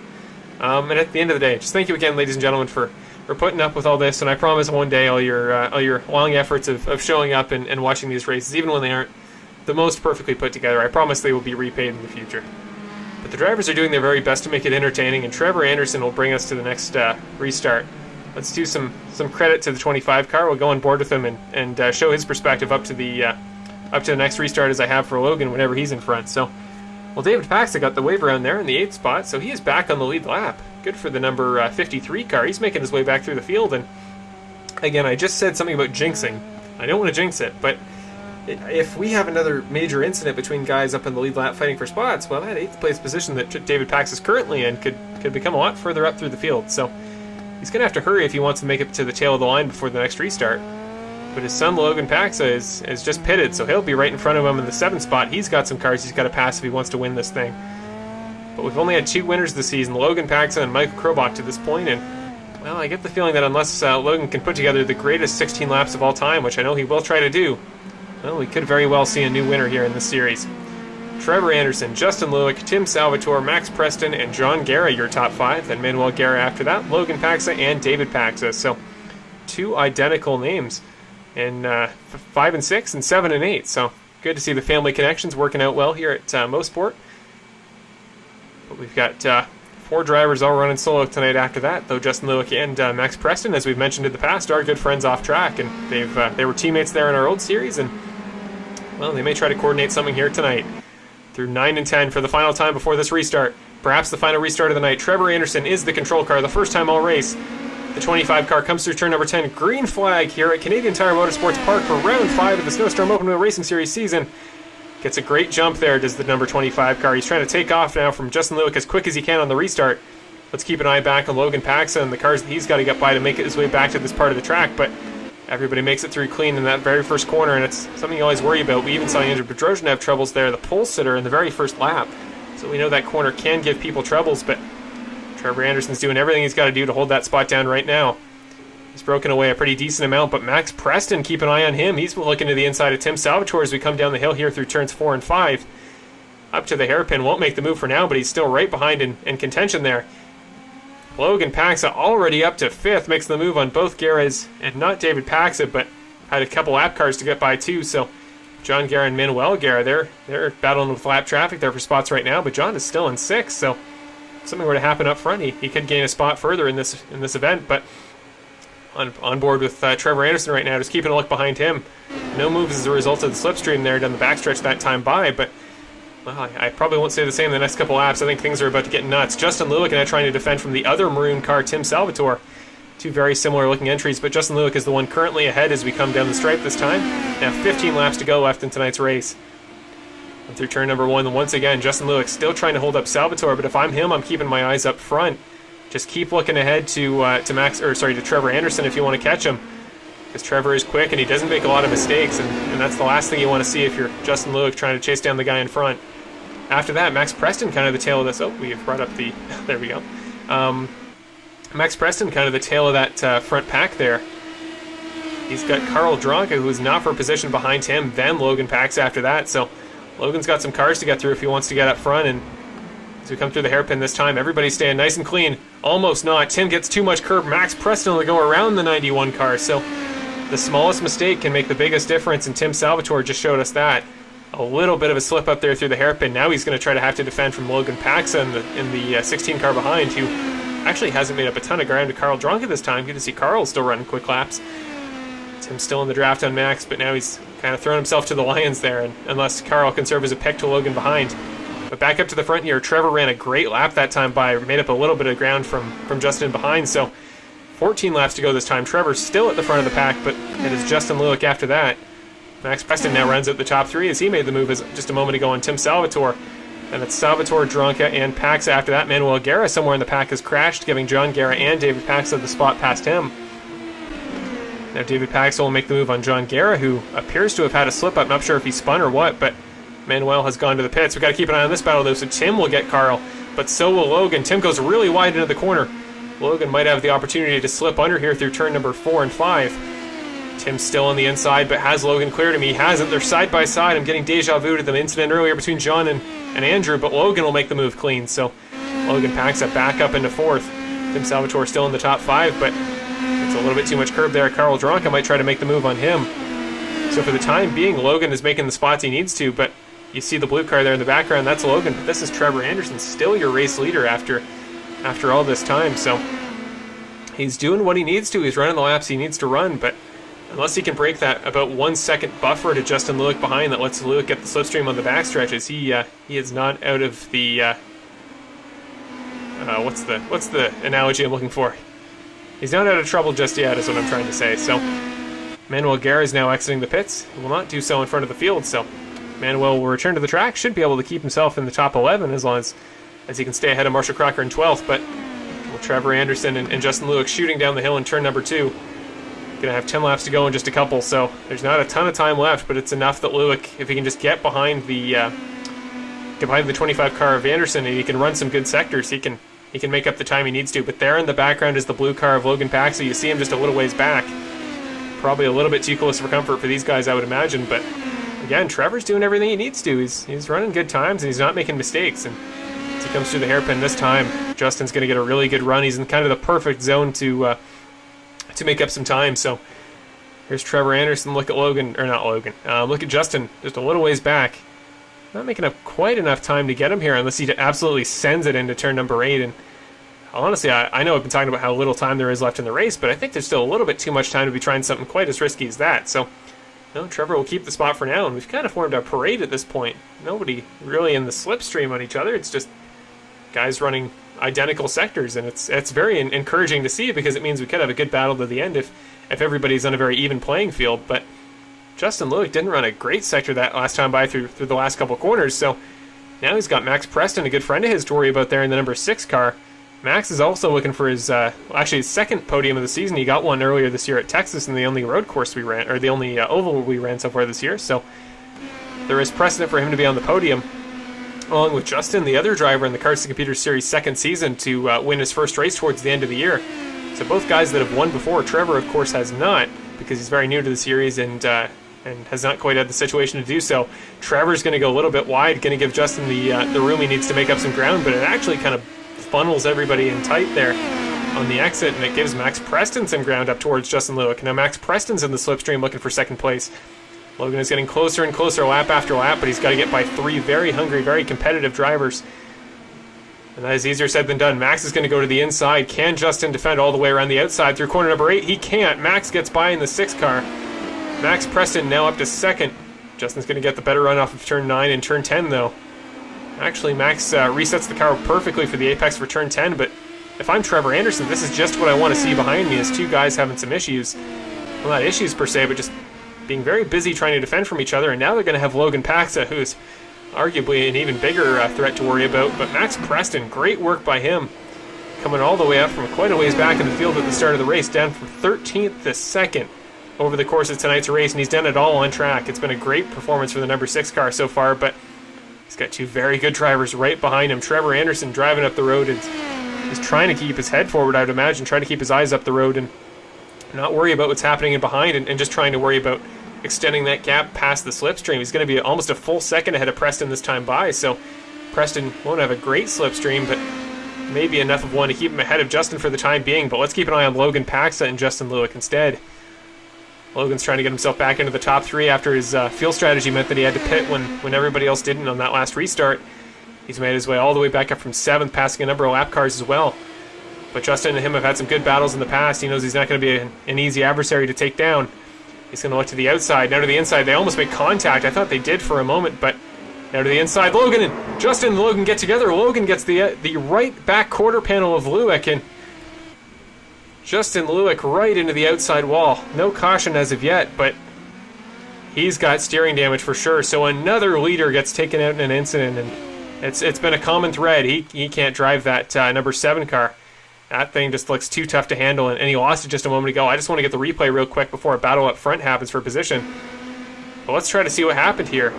Logan just took a little bit too steep of an angle into the corner, and Justin may have squeezed him down just a tad, but wow, another incident between top drivers. He's trying to get the car around the track. We do have a yellow flag finally, so well, that's what you want to see if you're Justin Lewick. Still the back end of the car going around on him. He's just got to get the thing around the track, and he's okay, but might have to tow it. But yet another caution in tonight's race. We've seen so many, and so many involving top drivers. Usually when you get cautions, it's just somebody a little bit further back in the field having some troubles, but tonight it's almost solely been actual battles for position, turning around on guys, and I don't think he'll be able to get that thing around. I think he's going to have to reset.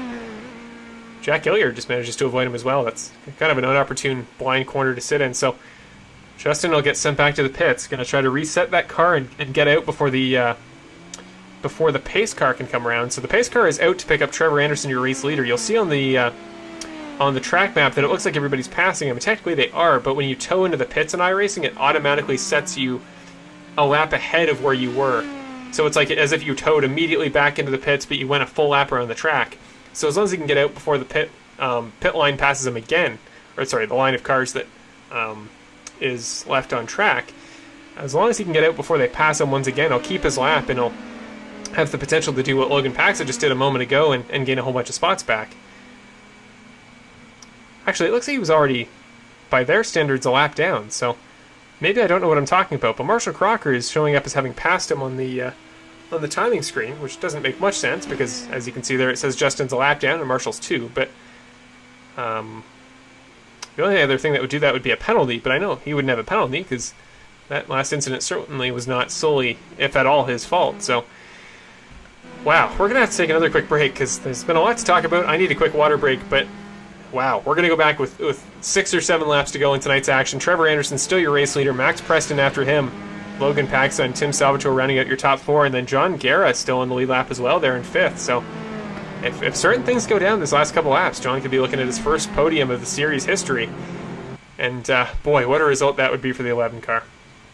But we're going to go away for just a moment. We're going to go take a quick swig of water, and we will get back to the finale of tonight's race. As I know I've said that a couple times, but I'm confident we are finally about to see the end of tonight's race. So just hold on, everybody. We'll go on board for a moment with Trevor Anderson, once again, your race leader, and we'll be back in just a moment.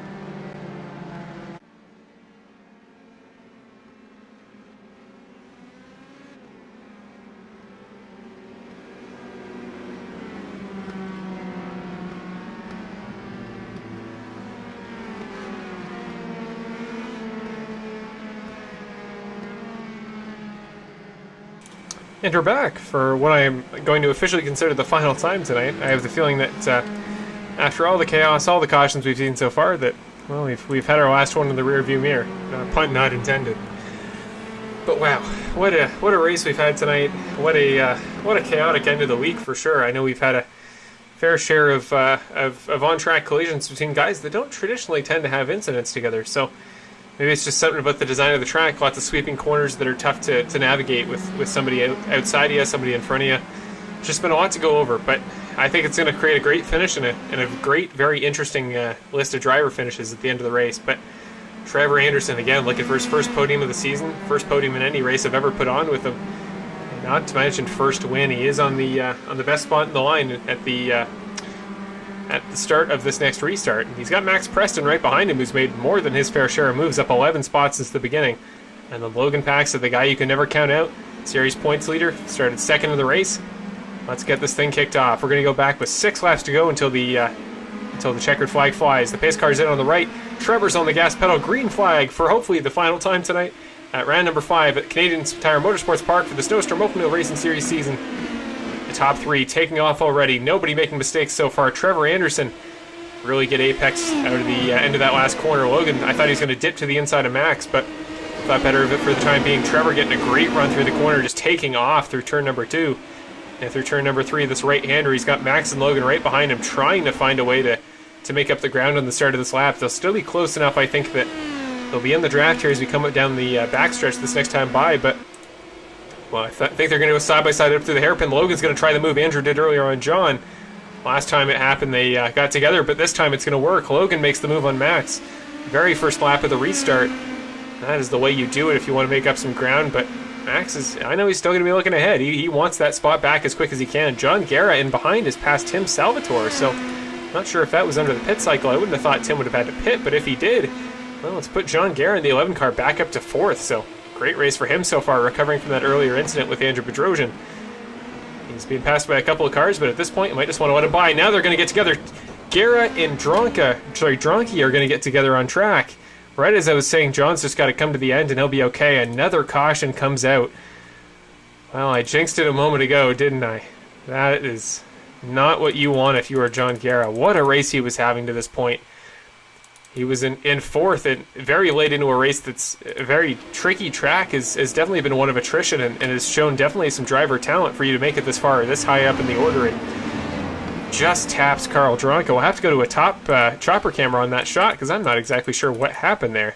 That's a very awkward kind of 2-turn apex there, where you take the first apex and then it immediately becomes the apex for the other corner. But it's not like a traditional chicane. I don't know who that was. Let's see that one more time.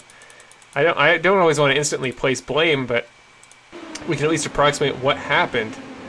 I think he just squeezed him a little bit tight. To John Guerra and Carl Dronke. He didn't really have much space to work with to the 38 car, but it was close. It was, I'd imagine, certainly not how John wanted his race to end. I don't know if this is the same corner, but he is still sitting off track, so maybe he tried to get around with a broken race car and couldn't make it to the pits. But John Guerra will head into the pits and become another in the long list of cars that have had some troubles tonight. And we have a 20 incident point cap that we use for disqualifying drivers who get in too many incidents throughout the race. And good to see, I don't think anybody's needed it this last couple laps. But well, what I can tell you is that many drivers have gotten in incidents. Not only the top 5 sit on the lead lap, which is a rarity for our series, especially this season. Normally we've had some really good races where we've had plenty of guys left at the end to fight for spots. And tonight, unfortunately, it's just 5 guys left on the lead lap. And 5 very deserving drivers, that being Trevor Anderson, Logan Pacza, Max Preston, Tim Salvatore, and David Pacza. But, well, it certainly says something about how crazy this race has been, that notable names like Andrew Bedrossian, Justin Lewick, Carl Dronke, guys like that are not still in the lead lap. Guys that always do tend to be and aren't this time. But what this is going to do, and something that I don't often mention in this series, because usually it doesn't come into play, but tonight we will be having a green-white checkered finish. We only get one. We only take one attempt at one, so if we get another caution for whatever reason, I know our race director Vince will probably try not to throw one in this case, just because throwing one would end the race, and it's never fun to end a race under yellow.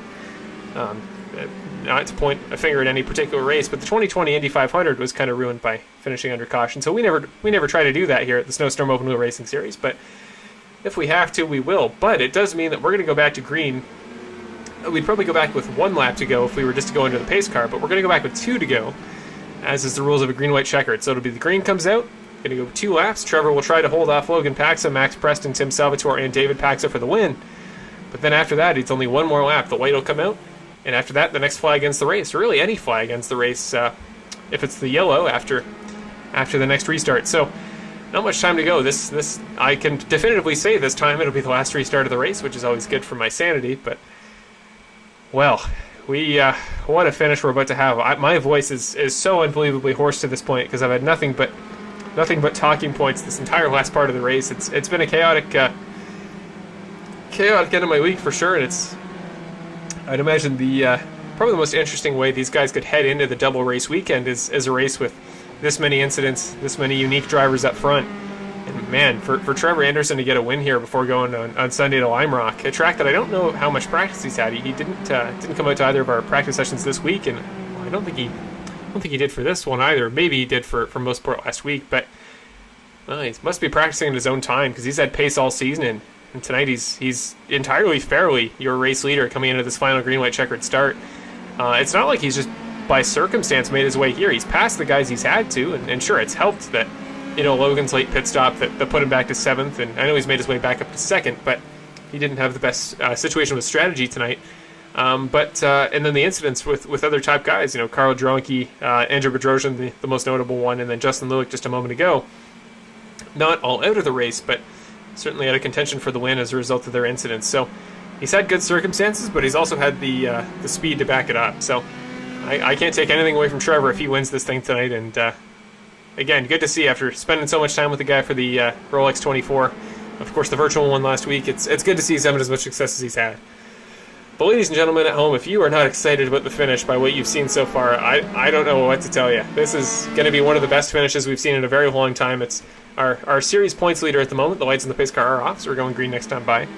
But it's our series points leader against the guy who's been quick all season but has yet to score a podium, against Max Preston, who does have a podium this year, but really besides that, the other races he's just had terrible luck, hasn't been able to finish in the spots he would have wanted. So big stakes for all the guys in the top 3. Then Tim Salvatore, who's now going to sit 2nd in points coming out of tonight's race, could try to close that gap up to Logan depending on how this finish ends, and if he can make up 2 spots, it'll definitely help his charge towards potentially becoming the series champion if he can rattle off a series of good results. And then David Pacza running out the top 5, the other Pacza, who again has had a relatively quiet night, but I think if there's one thing we've learned over the course of this broadcast is it's the less I talk about you, the better your situation is. So, well, he's done what he's had to stay on track. He's only behind Carl Dronke in terms of where he'll be starting in terms of the line behind the pace car. So it's not like he has a ton of lap traffic to get by if he wants to take his first podium of the year.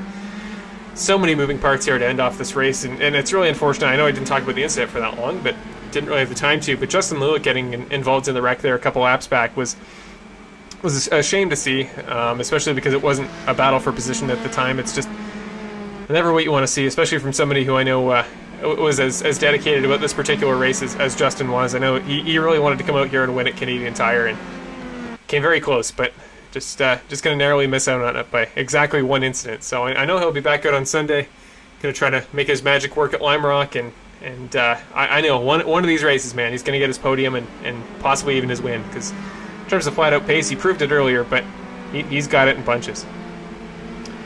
Well, let's get ready to go. Going to do a quick voice reset here before the last 2 laps of tonight's event. Remember that we will not go beyond this point. These are the last 2 laps of the race, and the next flag after the white flag will end it.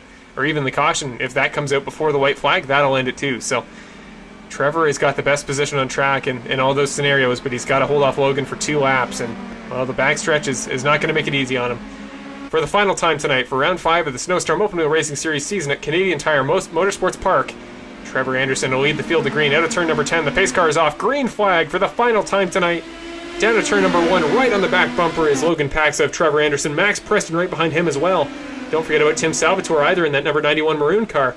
Max Preston thought about a move there on Logan Pacza into the very first turn, and Trevor just taking off down there through turn number 2. Great start for him. He's opening up a bunch of car lengths there on Logan Pacza to start. But Max Preston sitting right there behind Logan Pacza. If you were a fan of the number 25 car, you want Max to get by Logan as quick as he possibly can. And, well, if anything, just make it tough on him. Make Logan have to think as We are a lap and a half away from Trevor winning this thing, but as we come through the hairpin, Logan right on his back bumper, but Trevor should probably just prioritize getting the good runoff, and he did there. But so did Max Preston. All three drivers going right beside each other as we come up to turn number 8. Everybody's bunched up real good, which is good to see, but not if you were Trevor Anderson. Is he going to go to the inside or the outside to defend from Logan? Very long straightaway. He's going to go to the inside. Logan's going to have to fight for the outside. Good move by Trevor. What a block by the 25 car, but now Logan's to the inside. He's going to have the run. Trevor's got to hold him off if he wants to hold that spot. Perfect handling, perfect throttle control through turn number 9. Now through turn number 10. Trevor, as we come to the white flag, still leading from Pacza. This is going to be close. Trevor goes too wide, gets into the grass there through turn 10. He's still side by side with Pacza, but that's going to hurt his chances. Pacza becomes your race leader as we come across the final time. I believe he's going to lead the lap, but will he lead the last one? Trevor comes very close. They're going to get together. He spins Logan. Trevor tapping Logan there at the end. Max will now make the move into the lead. The smallest contact can make the biggest difference, but no caution as of yet. We are on the final lap, so Logan is around. Your championship points leader caught in the smallest incident there with Trevor Anderson, but now Max Preston becomes your leader. Does Trevor have leftover damage, or is this thing over? We're going to come down the backstretch one more time. Max Preston is one of the 5 drivers in series history to win a race. He could become the 3rd driver in history to score 2. Even Andrew Bedrossian, as well as he's done, hasn't done that. Trevor's not catching him on the straightaway. Max is pulling away. Tim Salvatore back into the top 3 as a result of that incident. David Pacza is right behind him, but Trevor is not getting him as we come up towards turn number 9. Max Preston running his first race with a new set of pedals. His old pedals broke just a couple days ago. Tried to, as quick as he could, to get new pedals here for this race. He made it here in time. He comes through turn number 9, turn number 10. His first race with his new pedals, and he's going to win. The 3rd driver this season to do so. Max Preston wins at Canadian Tire Motorsports Park in the 5th round of the Snowstorm Open Wheel Racing Series season. What a win for Max Preston. What a feel-good story for him. Again, I talked to him just a couple hours ago, said he may be able to make the race. Not only did he do that, but he just won the thing. What a performance for him. What a finish. Trevor Anderson and Tim Salvatore rounding out your top 3. Tim came so close to making the move there on Trevor at the end, but couldn't quite do so. So did David Pacza. He almost made the move on Tim Salvatore. Logan Pacza is headed off the server, but he'll round out the top 5. Regardless of the incident he just had, was able to get it back around, and heartbreaking end of the race for Logan Pacza, who just did everything he could to try to win it tonight. But, well, to come away with the top 5 points in itself has got to be an achievement for how chaotic this race was. But congratulations to Max Preston. What a finish. What a deserving second-time winner in this series. And again, I don't know what happened to his tire there on my screen, but again, now becomes the 3rd driver in series history to win multiple races. That is nuts. And of course, that's including the Cars and Computers and the Snowstorm series, but what a finish for him. That makes his run at the championship significantly more interesting. Now he gets to do his victory donuts. Well, he won at Laguna Seca, a very tricky road course in our old series, and he just won at a very tricky road course at Canadian Tire Motorsports Park in our new series. Congratulations to the Canadian Max Preston.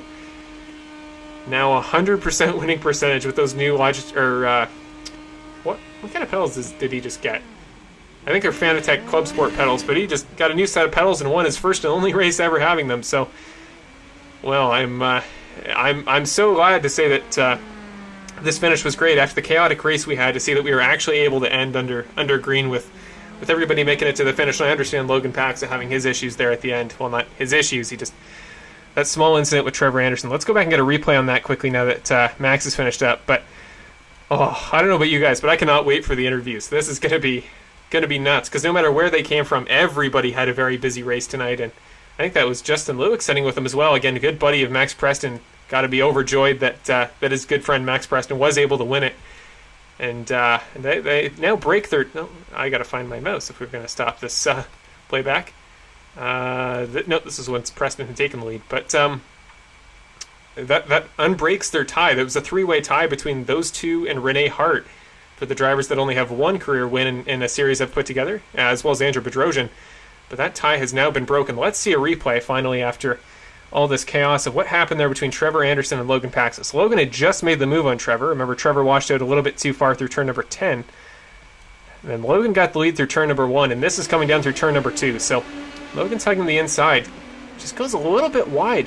Trevor Anderson didn't make a deliberate move to get into the back of him, so it certainly didn't look intentional. Trevor's not the kind of guy to make a move like that intentionally, but Logan just dips out a little bit far to try to defend. Trevor, I guess, isn't expecting it, and they just tap the tiniest bit. I think he lost a piece of his front wing there, because you see the back end trying to go around on him through exit, and that certainly would have made it tougher to try to catch up to Max Preston in that final lap. But what happened to Logan Pacza as a result? He got up to speed pretty quick, because he only finished within 10 seconds of Max Preston, the winner. So after that unfortunate finish for Logan, he did everything he could to keep his points as high as they could possibly be. But just heartbreaking for the 16 car. Heartbreaking day for both of our top two in the championship. Tim Salvatore, who's third, is going to be overjoyed with this. Gets another podium this season, his third of the year, and now becomes the second driver in points, passing Andrew Bedrossian. But, well, all things considered, what a race. I need a minute before I get the race results up to compose myself and come up with interview questions, because there's so much to go over. There's so much to talk about. But, well, we got to bring down your old graphics first. There we go. There are your final race results tonight for tonight's, as I've said many times, 5th round at Canadian Tire Motorsports Park. Max Preston tonight, your winner, getting his second ever win in a series I put together, whether it be Karts to Computers or Snowstorm series. And again, as I just mentioned, his first race with new pedals, which I can't get over how crazy that is, because I understand that it doesn't sound like a huge difference to try to race with new pedals, but I promise you it is significant enough of a difference that this performance is more than impressive for Max Preston. So congratulations to him. Trevor Anderson, just less than a second behind him. He was leading up until that final lap there. That small mistake in turn 10 meant, well, that battle with Logan got significantly tougher. But once Logan was out of the equation after their small incident in turn number 2 on the final lap, it was just a pretty good coast to the end there for Trevor Anderson. But Tim Salvatore, again, coming within 0.2 of him as well. So we can't discount the defensive effort he had to put on there. But great race by Salvatore as well. Seemed to generally stay out of incidents entirely. I don't remember him really getting caught in anything. And again, that's all he needed to do, and he'll make his way to the podium as a result. So congratulations to Tim Salvatore getting his third podium of the season, and now second place in points. David Pacza and Logan Pacza, the two Paxas rounding out the top 5, as well as the top drivers that are left on the lead lap. Only 5 drivers were able to do so tonight, and they were 2 of them. Again, David Pacza is very similar to Tim Salvatore, didn't really make mistakes tonight, and Logan Pacza, you could argue, didn't either. Just small strategy decision meant that he was behind the 8 ball there on one of those final restarts, and well, after that little tiny tap from Trevor Anderson was all it took to put the end to his chances at a win. But came so close, and now his streak for road courses this season is broken, has not won all 4. But, man, he's going to be doing his very best to make up for that and go 4 for 5 heading into Lime Rock on Sunday, you got to think. Tanner Dignard and Manuel Garrett, great races for both of them, 6th and 7th respectively. Justin Lewick had a great race overall, but unfortunately his situation there with that late incident in turn 10, I think with Carl Drunk, he just put the end to his night. But 8th place, can't complain with that. That's still good for points, but I know it's probably not the finish he would have wanted after how quick he was early. After that, Manuel Garrett, we just went over. Caleb Campbell and Carl Drunk, you go around at your top 10. Caleb Campbell, a good racer him as well, picking up some pretty good points after, I think, an early crash where he got involved with that incident in the hairpin. He just kind of slid in late, but managed to save the car after that and make his way back through the field to 9th. Marshall Crocker and John Guerra in 11th and 12th. Jack Hillier, Rich Foligno, and Andrew Bedrossian rounding out your top 15. For those of you just tuning in, you're probably wondering why our formerly second-place driver in points is there at the bottom, but had a number of unfortunate incidents there, whether it be the wreck in the second corner in the first lap there, or a couple things with various other drivers there towards the end. Just wasn't his night for the number 5 car. But another guy that I know will be doing his very best to come out and make a statement on Sunday. And well, he's been quick in our practice races, so I have the feeling Andrew could be flipping his position on this table come Sunday. But let's pull that down and get ready for your final interviews. I mentioned it earlier. I guess another one of my successful foreshadowings. I foreshadowed that Tim Salvatore, if he were to be interviewed, his graphic might be wrong for tonight. His new car and his new colors are not updated yet. But well, let's put that graphic up. And I know it's his old livery, but I don't think he's much going to care with how great he did tonight. So let's pull Tim Salvatore into the booth and get your first interview of the night on its way.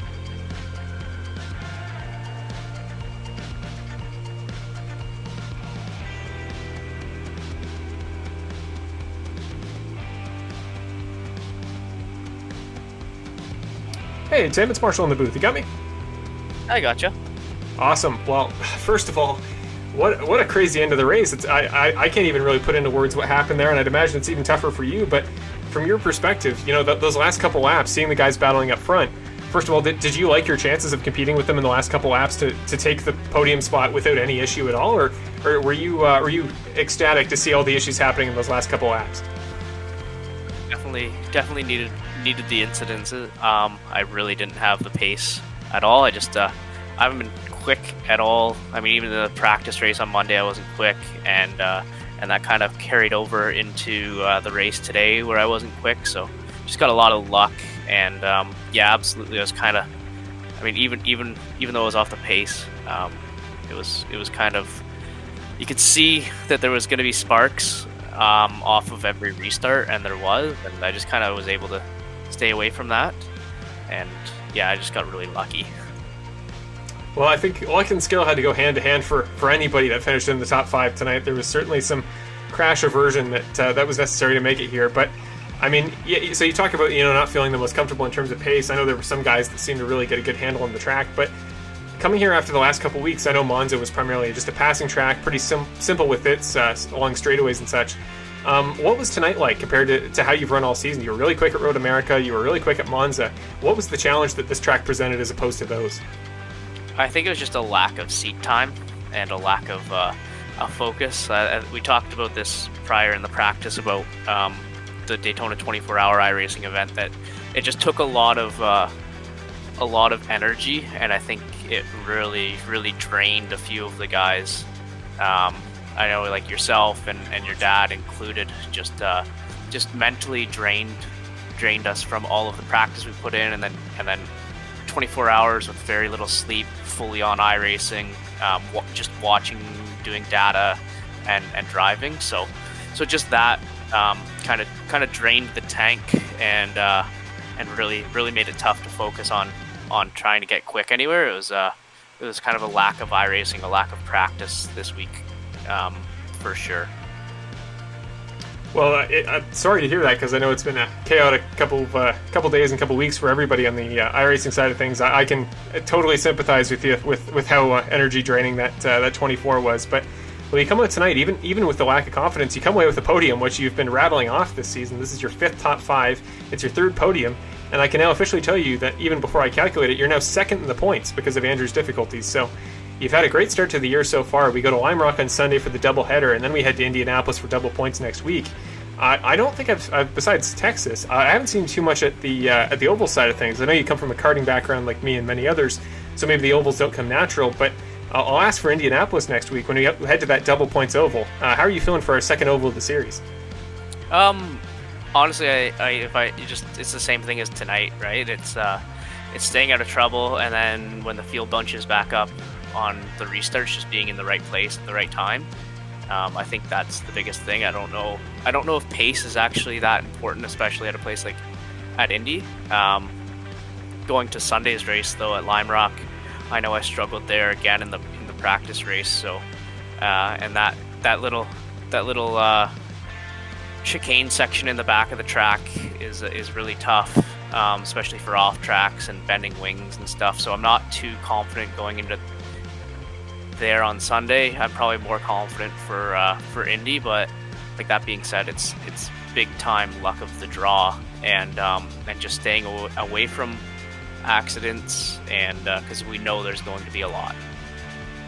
Well, if every time you seem to have difficulties in practice, you keep going away with podiums, I think you should be more worried if you have a situation where you're great in practice coming in. I feel like that's maybe it's when you'll get your first win, but maybe it's when you're going to start having troubles, because you seem to find a way no matter what your comfort level is with the track, and it's very admirable. And we seem to have a captain consistency, as I dub them, every season, and you've kind of become the one for this year, and it's a pleasure to watch. You've had a great year so far, and very deservingly 2nd in the points now. But well, you know how we do for interviews. You've had plenty so far this season. But is there anybody at home you want to shout out? Any sponsors you want to talk about before we head off to 2nd?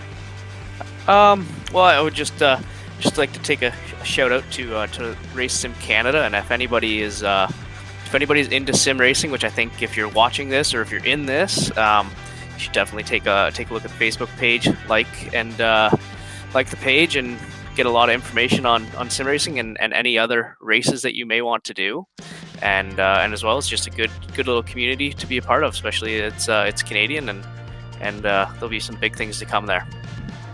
I think we're up to about 1,000 members on the Facebook page, and And if you want to do any other racing other than tonight on Friday night, we've got all your sims covered there, from iRacing to I think we're even going to get some Gran Turismo Sport in there soon. Awesome. Well, thanks, Tim. It's interesting. I'll certainly have to check it out. I've been trying to think about getting into more Gran Turismo Sport stuff as well, and thinking about diversifying. So yeah, I'll check that out, and hopefully all of you watching will as well. Sounds good. Yeah, from iRacing to Gran Turismo Sport and everything in between as well.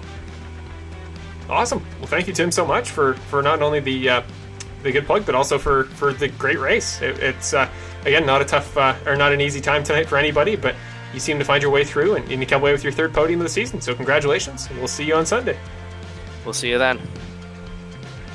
Awesome. And that was Tim Salvatore coming away with, again, I think his third or fourth podium of the season. It's been an incredible year so far for him, and well, certainly the way he'd want to get the season kicked off. Now a third into our calendar, and a long ways to go, but he made some interesting points for next week at Indianapolis. I know that'll be not the easiest race in the world, I'd imagine. I think it'll be more similar to this, guys fighting for spots that maybe aren't always there, but guys are going to do their best. I know they always do, and I can't wait to head there next week. But we all IMROC on Sunday, and that's what I'm really excited for. I know it's not the easiest race in the world, but I know the guys will figure it out, and that chicane he talked about is one that a lot of people have had trouble with, but I hope guys find a way to get it figured out. So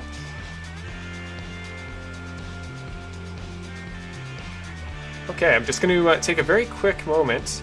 We don't currently have Trevor Anderson in the server, but it's because he can't seem to get into our channel. So I'm just going to take 2 seconds. I'd rather go out of my way to get somebody the link than have a top 3 driver miss out on the interview. So let's grab that for...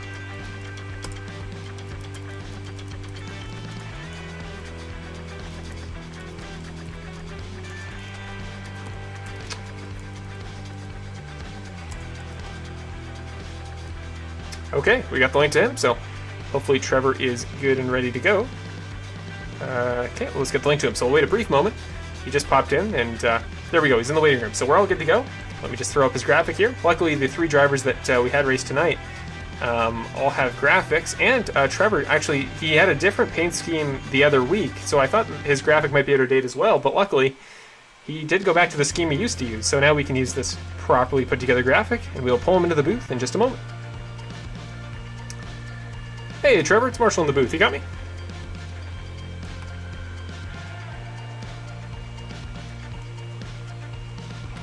Hey, Trevor, it's Marshall. Can you hear me? Yep, I got you. Oh, there we go. Awesome. Well, first of all, congratulations, man. First podium of the season, and you do it in great fashion, almost winning the whole thing. Led a large majority of those last couple laps. Do you just want to kind of go over that last couple corners there towards the end of the race? I know that little incident, I'm not really sure what happened there, just the small miscommunication between you and Logan there on the last lap. And then you seem to just be a little bit off the pace there after that. Was it a damage problem, or was it just Max seemed to find pace there towards the end? Yeah, so I tried to give Logan a lot of room, and then I just kind of came in on him, just barely tapped him. I told him I was sorry about that. I didn't take any damage though, and what did me in going down the back straight, I accidentally stayed in third coming through the hairpin, and it killed all my momentum. Yeah, it's so crucial to get that exit right. It's one of those corners that kind of determines how you'll do for the next 20 seconds of the race. But, I mean, finish aside, you still come away with second. You get great points. I know you missed, I think, one race earlier in the season, but, again, once all the drop races are figured out, you're going to be a force to be reckoned with in the points this year. And coming into Canadian Tire Motorsports Park, I know that any drivers that aren't from the Canadian neck of the woods may not be too familiar with the track coming in. So what were you thinking coming into Canadian Tire Motorsports Park? Had you raced here in a lot of other things? Were you feeling good about the track? Like, just what was your approach to tonight's race, knowing what you did about the track? I haven't raced the track all that much in the past. Something just clicked last week when we were doing the practice sessions. I just got it. I don't know what it was, but I felt really comfortable. It's a fun track. Yeah, so many sweeping corners, so many interesting elements as compared to others. So some guys seem to get it, some guys seem to not. But, well, you certainly did tonight. You had a great race overall. At the beginning when all that chaos was happening, so many incidents tonight, so many cautions, was your approach going in specifically to try to stay out of the way of those incidents? And if you did, how did you do it? Because some people couldn't seem to figure out that equation tonight. Yeah, that's pretty much always my philosophy. lot of trouble and will probably end up somewhere good. Sometimes I don't know how I end up making through it, but tonight I guess I got lucky. I really got lucky right there at the beginning when I spun myself out, and thanks to the quick repair and that caution right after, I was able to stay right in it. Well, Tim kind of cited luck as well as part of his reason for getting here, but I think that at a certain point it becomes a balance of both, and I'd say nobody that finished in the top 5 tonight did it without a little bit of luck, so I wouldn't undersell yourself at all. It was a great performance to get your first podium in the season, and the way you've been racing all year, I'd imagine it will most certainly not be your last. But just going into this weekend, I know we do the doubleheader at Lime Rock on Sunday. You said I think you'd be able to make it to that, and then we go to Indy next week. So 2 very different races, and then double points next week at Indianapolis. Tim had talked as well about some fatigue coming out of the 24, knowing we ran it together and you did so well at that. Are you starting to feel that fatigue, and do you think in any way that's going to affect how you do the next 2 weeks at Lime Rock in Indianapolis? I think I'll be all right. I didn't race a whole lot this week after the 24, so I think I'm pretty well rested, and definitely looking forward to Lime Rock on Sunday, and really looking forward to Well, I can't wait for it either. I know that double points, I think, is going to make people even more aggressive, and ideally I think people would learn a lesson from tonight that sometimes you just got to survive and make it to the end to score points. And not only did you do that, but you were super quick. You led so much of this race, so get bonus points for that. And overall, just a great performance for you tonight, Trevor. So congratulations. This is the time at the end of all interviews. You got some time to shout out some people. If you want to plug some sponsors, anything like that, this is your time. Watching the race, and thanks to my fiance Sloan for hanging out with me while I do all these races. So that's all I got. Thank you, Marshall. Awesome. No worries, man. Thank you for everything you do for the series and for joining on this season. It's been a pleasure to have you. You've been probably the quickest rookie we've had debut this year, and deservedly so. I saw at the 24 just the sheer pace you seem to have, even at the late hours of the night. Of course, tonight not quite as bad, but well, you've proven yourself tonight, Trevor, and I think going into Lime Rock, especially if you're excited, which many people don't seem to be for Sunday's layout, I think you should do pretty well on Sunday as well. So it'll be a pleasure to see, and for the time being, just have a great rest of your weekend, man. Thank you.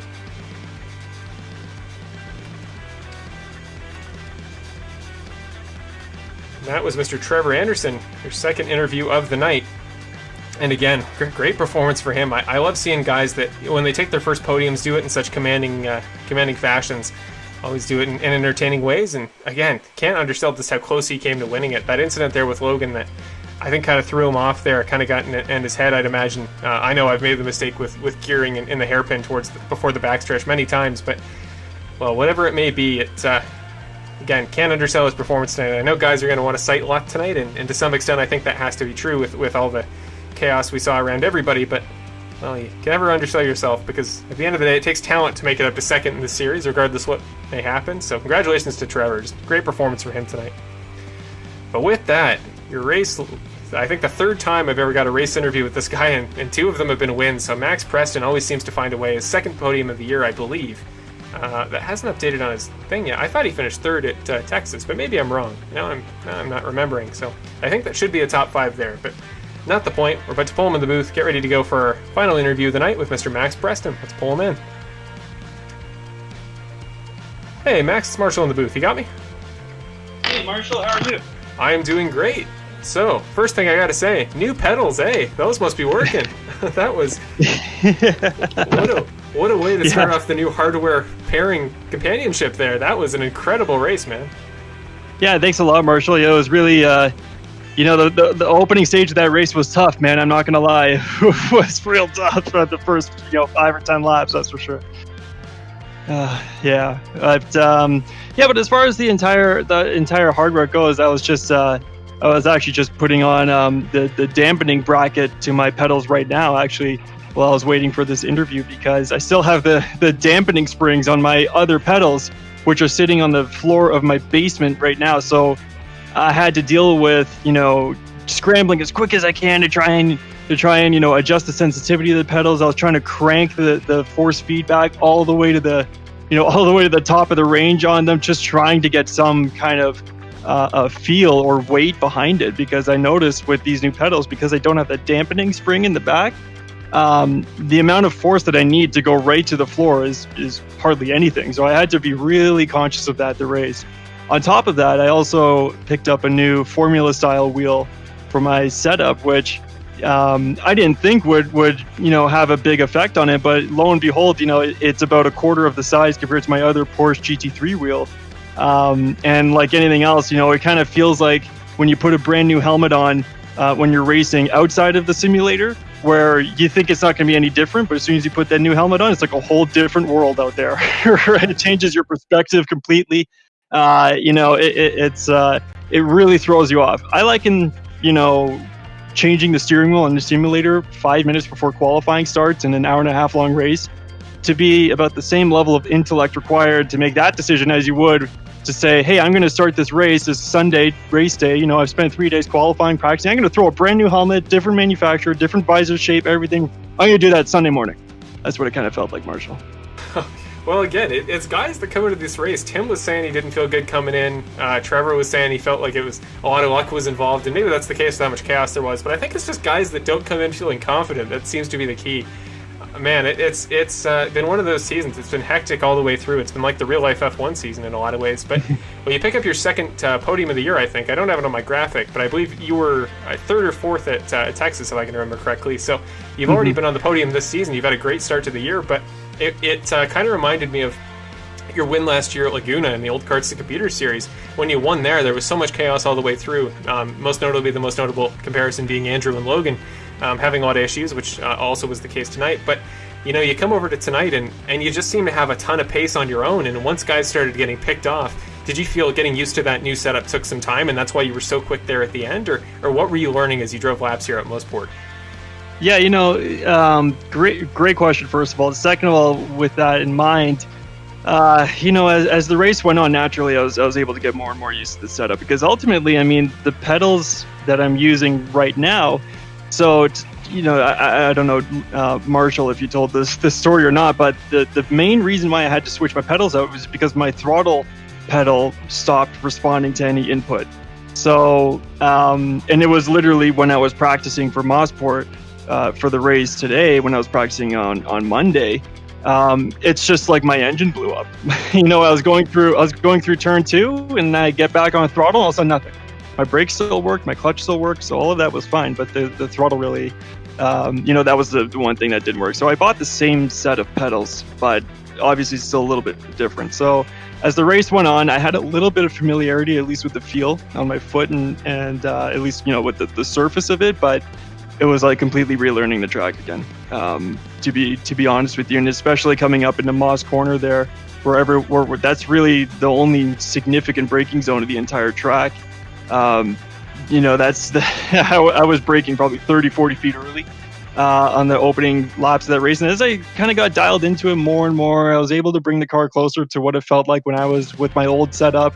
The smaller wheel that I chose to use tonight definitely benefited that as well, because I have more room to put more controls on it, as well as the smaller diameter. So it just felt a little bit more comfortable driving, a tight and nimble car like the PM2000 is. So with all things considered, the length of the race helped. The chaos in front of me certainly made it, easier rather than more difficult to make up ground in front of me. And I took the same approach with this race as I did with Laguna Seca, Marshall. My main thing that I told myself is, okay, this is a really long race. I'm starting essentially, dead last, and everything's going to happen in front. I know I've got the pace. I just have to get used to the car and to the setup, and I know as soon as that happens, I should be okay. So, I know Logan right behind me when I was running in second, right behind Tanner there.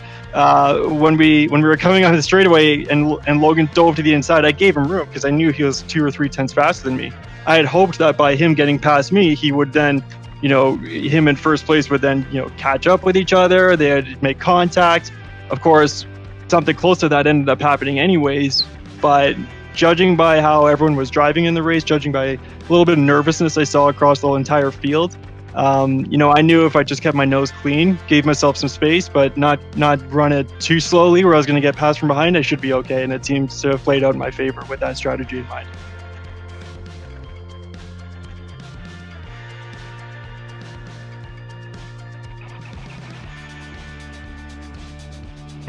This particular scenario just didn't seem to play out in their favor, but it played out in yours, and what a race, man! Like that, you can't be disappointed with that, especially if you were again trying to adjust to new pedals and like you were racing an entirely new track. So maybe that's just the thing. Maybe I just gotta stop posting these practices because they're what's giving guys problems. But well, if that's not the case, you had the pace tonight, and just congratulations, man. Looking into Sunday, I can't wait to see what you do at Lime Rock with more time with the new pedals under your belt. Maybe that's all it's about, the new pedals and the new wheel. But well, you know what? You know the deal here. This is, I think, your third or fourth time on the podium, but second for a winner.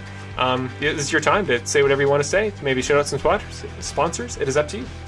Yeah, absolutely, Marshall. As always, first of all, I have to thank you for putting on such a great show. Not only is it a lot of fun to be in the race, but it's a great time hearing my phone blow up as I have my friends and supporters and family watching me, and they're texting my phone after that race. But it's a lot of fun to watch it afterwards as well. So well done, and congrats again on another great turnout for tonight's race. I know everyone on the track was happy with everything as always. So again, thanks, Marshall. And from that as well, I'd also like to thank my wife, of course, Alyssa, who's watching upstairs with our cat Gideon. Thanks, cat Giddy. So my mom Gabriella, my dad Michael, my sister Jenna, my in-laws Anthony, Nancy, little Jensen, Alora, as well as Keith and Courtney Metcalf. Finally, on the sponsorship side of things, New Speed Motorsports, of course, always have to give a big shout out to them. Lumo Marketing, I'm going to give a shout out to. They've come on. They are supporting us, New Speed Motorsports, supporting my endeavors into the Pinty NASCAR Series next year. So, Lumo, thank you very much for your support for the upcoming season for this race tonight. And finally, on top of that, I'd like to also thank Axiom Group as well for allowing me to continue driving forward with having at least enough a shred of free time off of my day to go, on a work day, buy new equipment because mine failed so I can do a race at night. So thank you, guys. Anyways, Marshall, as far as everything goes, thanks to you. Thanks to all the drivers. Thanks to Justin Lewick. Big shout out to him. It didn't work out in his favor, but he drove great, led that race, and commanded it. It's too bad, that what happened. But, wasn't anyone's fault. Just a racing incident as far as I could see in the mirror. But as far as it goes, congrats to everyone else and yourself, Marshall, and to my family thank you for supporting me. Awesome. Well, thank you so much, Max. And it sounds like the good turnout. Yeah, we've been having some great turnouts the last couple races, but by the sounds of it, it's entirely your family. So I should just thank them all because it's so good to hear that many people interested. And you've done them proud tonight, man. It was a great race. I can't, like I said, wait for Sunday. And just a quick thing to mention before I head off. I've been recently going up and checking the stats from old races just to see, what people had heading into tonight overall in all the series I've hosted. In the history of all 3 seasons of series I've put together, you now become the 3rd driver in history to win 2 races. Nobody else has won multiple besides Michael and Logan. So you now join that very established group of 2 drivers. So maybe you'll join the likes of them. They're, of course, the only 2 champions in a series I've ever put on. So not to put the pressure on you, but maybe there's something there to be said. But overall, just thank you so much, Max. Congratulations tonight. 2nd win. And we'll see if you can maybe... I don't want to say 3, but you got some pressure on you for Sunday. I'll say that much. Thanks a lot, Marshall. I'll make sure to put my newfound glory into the bio of my Instagram profile, so make sure to check it out later. But thanks a lot for putting on a great show, and we'll see you next week. Or actually see you in a couple days. Yes, I will see you for both, but I will be sure to check it out. Thanks, Max. Great. Thanks, Marshall. See you, man. Bye-bye.